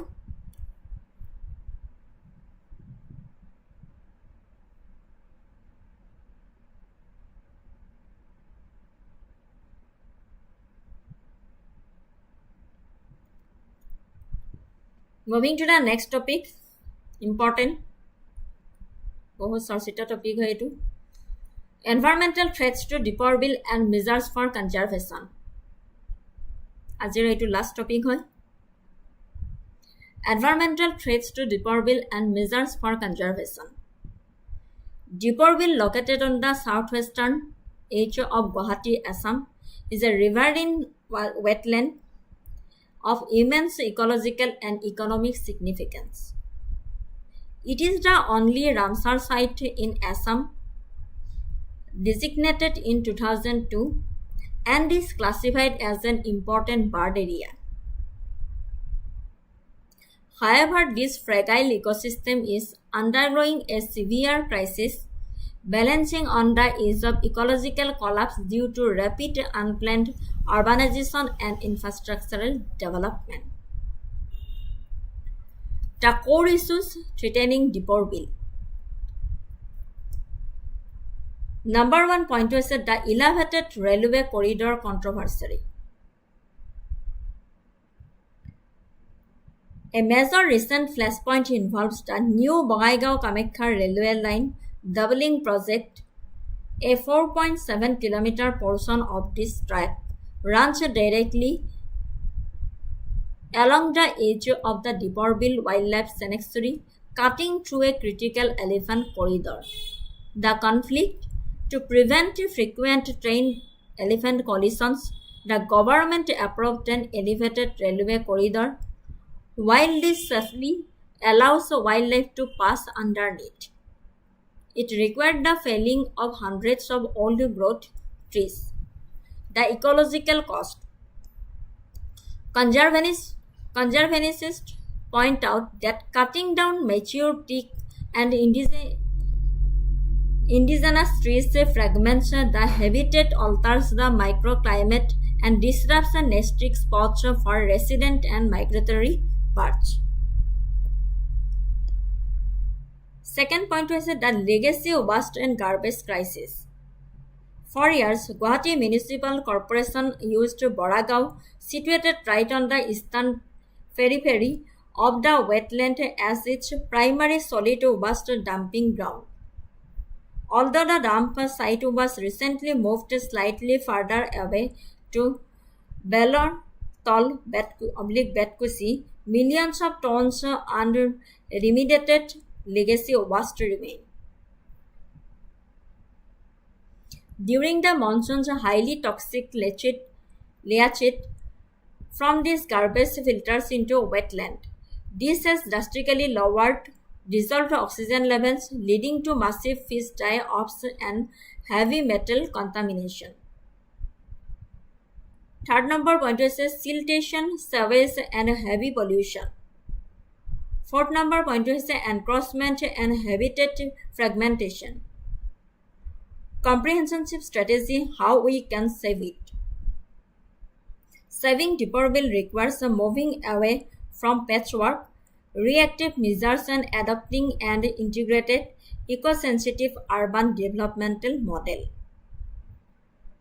Strict enforcement of the eco-sensitive zone. 3 number point is scientific remediation of legacy waste. Third number point 2 is accountability in compensatory afforestation. Fourth number point 2 is community-led to co-management involving local villages.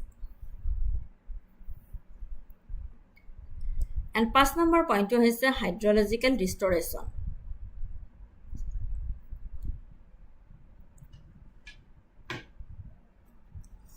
অসমৰ গুৱাহাটীৰ দক্ষিণ পশ্চিম অৱস্থিত দীপৰ বিল স্থায়ী মিঠা পানীৰ হ্ৰদ আৰু ৰাজ্যখনৰ একমাত্ৰ ৰামছাৰ স্থান। চৰাই অভয়াৰণ্য, হাতী কৰিডৰ আৰু গুৱাহাটী চহৰৰ বাবে প্ৰাথমিক প্ৰাকৃতিক ধুমুহাৰ পানীৰ জলাশয় হিচাপে ইয়াৰ পৰিৱেশগত গুৰুত্ব ব্যাপক। কিন্তু দ্ৰুত নগৰায়ন আৰু মানুহৰ গাফিলতিয়ে এই গুৰুত্বপূৰ্ণ পৰিৱেশ তন্ত্ৰটোক তীব্ৰ চাপৰ সন্মুখীন কৰাইছে। পৰিৱেশৰ ডাঙৰ ভাবুকি নগৰীয়া প্ৰদূষণ আৰু আৱৰ্জনা পেলোৱা। চহৰখনৰ পৌৰসভাৰ ডাম্পিং গ্ৰাউণ্ড পূৰ্বতে বৰাগাঁৱত ওচৰত থকাৰ বাবে জলাশয়টোৰ অপৰিসীম ক্ষতি হৈছে। অপৰিশোধিত নলা-নৰ্দমা, ঔদ্যোগিক পানী আৰু বিষাক্ত ৰাসায়নিক পদাৰ্থ বৈ যোৱা পানীয়ে ইয়াৰ পানী অতিশয় প্ৰদূষিত কৰিছে। বেদখল আৰু সংকোচন। অপৰিকল্পিত নগৰ সম্প্ৰসাৰণ, অবৈধ বসতি আৰু বাণিজ্যিক নিৰ্মাণে জলাশয়ৰ সীমা বহু পৰিমাণে সলনি কৰিছে। উপগ্ৰহৰ তথ্যই দেখুৱাইছে যে ইয়াৰ মূল পানী বিয়পি পৰা অঞ্চল ৩৫%তকৈও অধিক সংকুচিত হৈছে। হাতী কৰিডৰৰ খণ্ডিতকৰণ। বিলৰ দক্ষিণ প্ৰান্তৰ কাষেৰে পোনপটীয়াকৈ এটা ৰেলপথ আছে। ইয়াৰ ফলত পৰিৱেশ তন্ত্ৰৰ বিভাজিত হৈ ৰাণী আৰু গড়ভঙ্গা সংৰক্ষিত বনাঞ্চলৰ পৰা অহা বন্য এছিয়ান হাতীৰ প্ৰাকৃতিক প্ৰব্ৰজনৰ পথ বিচ্ছিন্ন হৈ পৰে, যাৰ ফলত প্ৰায়ে মৰ্মান্তিক ৰেলৰ সংঘৰ্ষ হয়। জলবিজ্ঞানৰ সংযোগৰ ক্ষতি। বিলক খাদ্য প্ৰদান কৰা প্ৰাকৃতিক নলাসমূহ যেনে কালমণি, বশিষ্টা আৰু সোনাজান নদী, পলি আৰু ভূমি পুনৰুদ্ধাৰৰ ফলত যথেষ্ট পৰিমাণে শ্বাসৰুদ্ধ হৈ পৰে, যাৰ ফলত ইয়াৰ প্ৰাকৃতিক পানীৰ প্ৰৱাহ বিঘ্নিত হয়। অতিমাত্ৰা শোষণ আৰু আক্ৰমণাত্মক প্ৰজাতি। অনিয়ন্ত্ৰিত বাণিজ্যিক আৰু সাম্প্ৰদায়িক মাছ ধৰাৰ ফলত থলুৱা মাছৰ জনসংখ্যা হ্ৰাস পাইছে, যাৰ ফলত জলজ খাদ্য শৃংখলাটো পেলাই দিয়া হৈছে।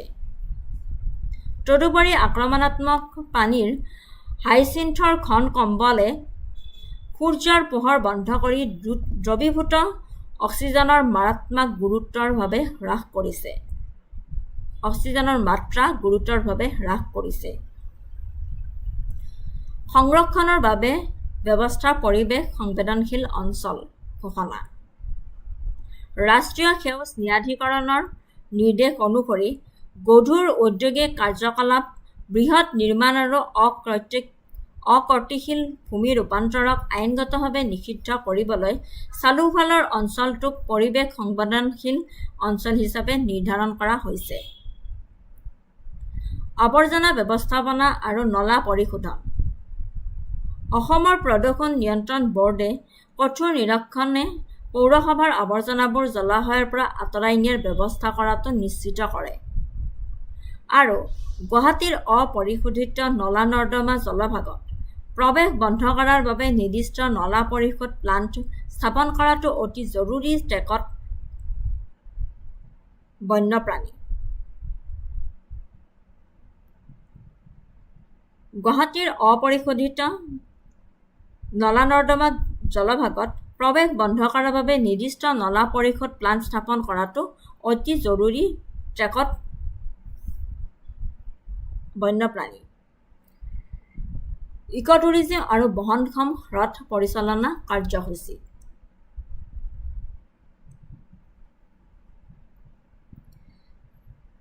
The natural channels connecting the Beel to 5 number point to hydrological restoration.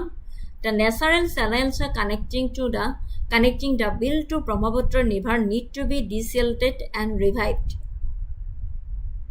This will restore the natural flushing mechanism of the wetland, allowing regular exchange of water and fish populations, which prevents the lake from turning into a stagnant toxic pool. Save Deepor Beel and save our life. যদিহে আমি এইকেইটা point মানি চলোঁ। How we can save it? Strict enforcement of the eco-sensitive zone, scientific remediation of legacy waste, accountability in compensatory afforestation, community-led co-management involving local villages, and hydrological restoration. এইকেইটা যদি আমি মানি চলোঁ তেতিয়া আমি দ্বীপৰ বিলক ছেভ কৰিবলৈ পাৰিম। ঠিক আছে।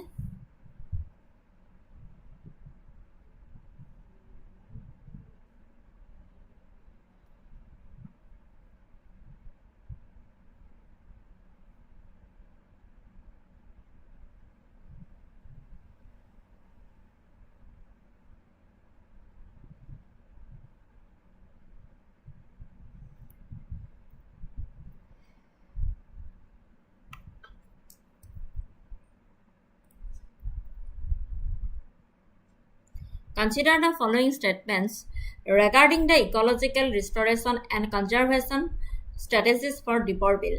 Statement 1 at Kudise.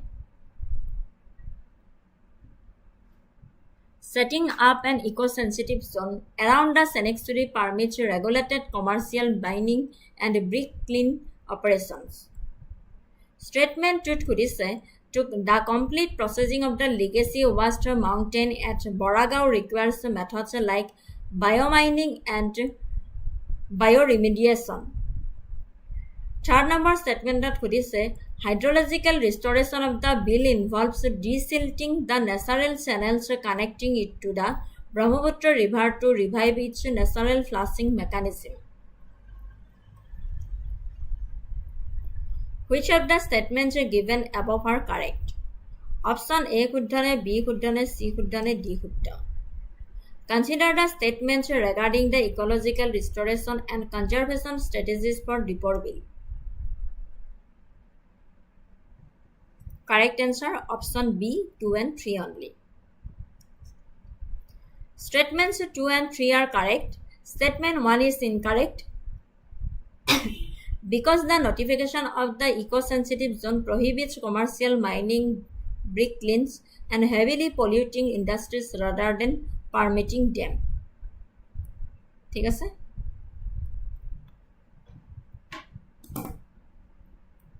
Thank you. Thank you so much.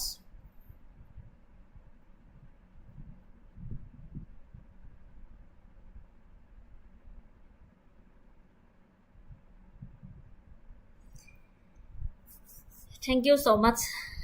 আজিৰ কাৰেণ্ট এফেয়াৰ্ছৰ ক্লাছটো যিসকল ছাত্ৰ ছাত্ৰীয়ে চালে কেনেকুৱা পালে তেওঁলোকে প্লিজ কমেণ্ট ছেকশ্যনত জনাব। যদি উপকৃত হৈছে বুলি ভাবিছে তেনেহ'লে শ্বেয়াৰ কৰি দিব যাতে অন্য ছাত্ৰ ছাত্ৰীসকলৰো সুবিধাজনক হয় আহি থকা এক্সামবোৰৰ কাৰণে। লগতে অশেষ ধন্যবাদ জনাইছোঁ যিসকল ছাত্ৰ ছাত্ৰীয়ে ইমান পৰে মোৰ ক্লাছটো চালে অশেষ ধন্যবাদ জনাইছোঁ। পুনৰ নতুন ক্লাছ এটিত লগ পোৱাৰ আশাৰে আজিলৈ মই বিদায় মাগিছোঁ। শুভৰাত্ৰি। ভালদৰে পঢ়া শুনা কৰি থাকক। পৰীক্ষাৰ ডেটবোৰ দিছে। APSC প্ৰিলিমছৰ ডেট দিছে ইতিমধ্যে 5 জুলাই। মাজত মাত্ৰ এটা মাহ। খুব ভালকৈ পঢ়ক। Thank you so much. শুভৰাত্ৰি। Bye bye. Take care.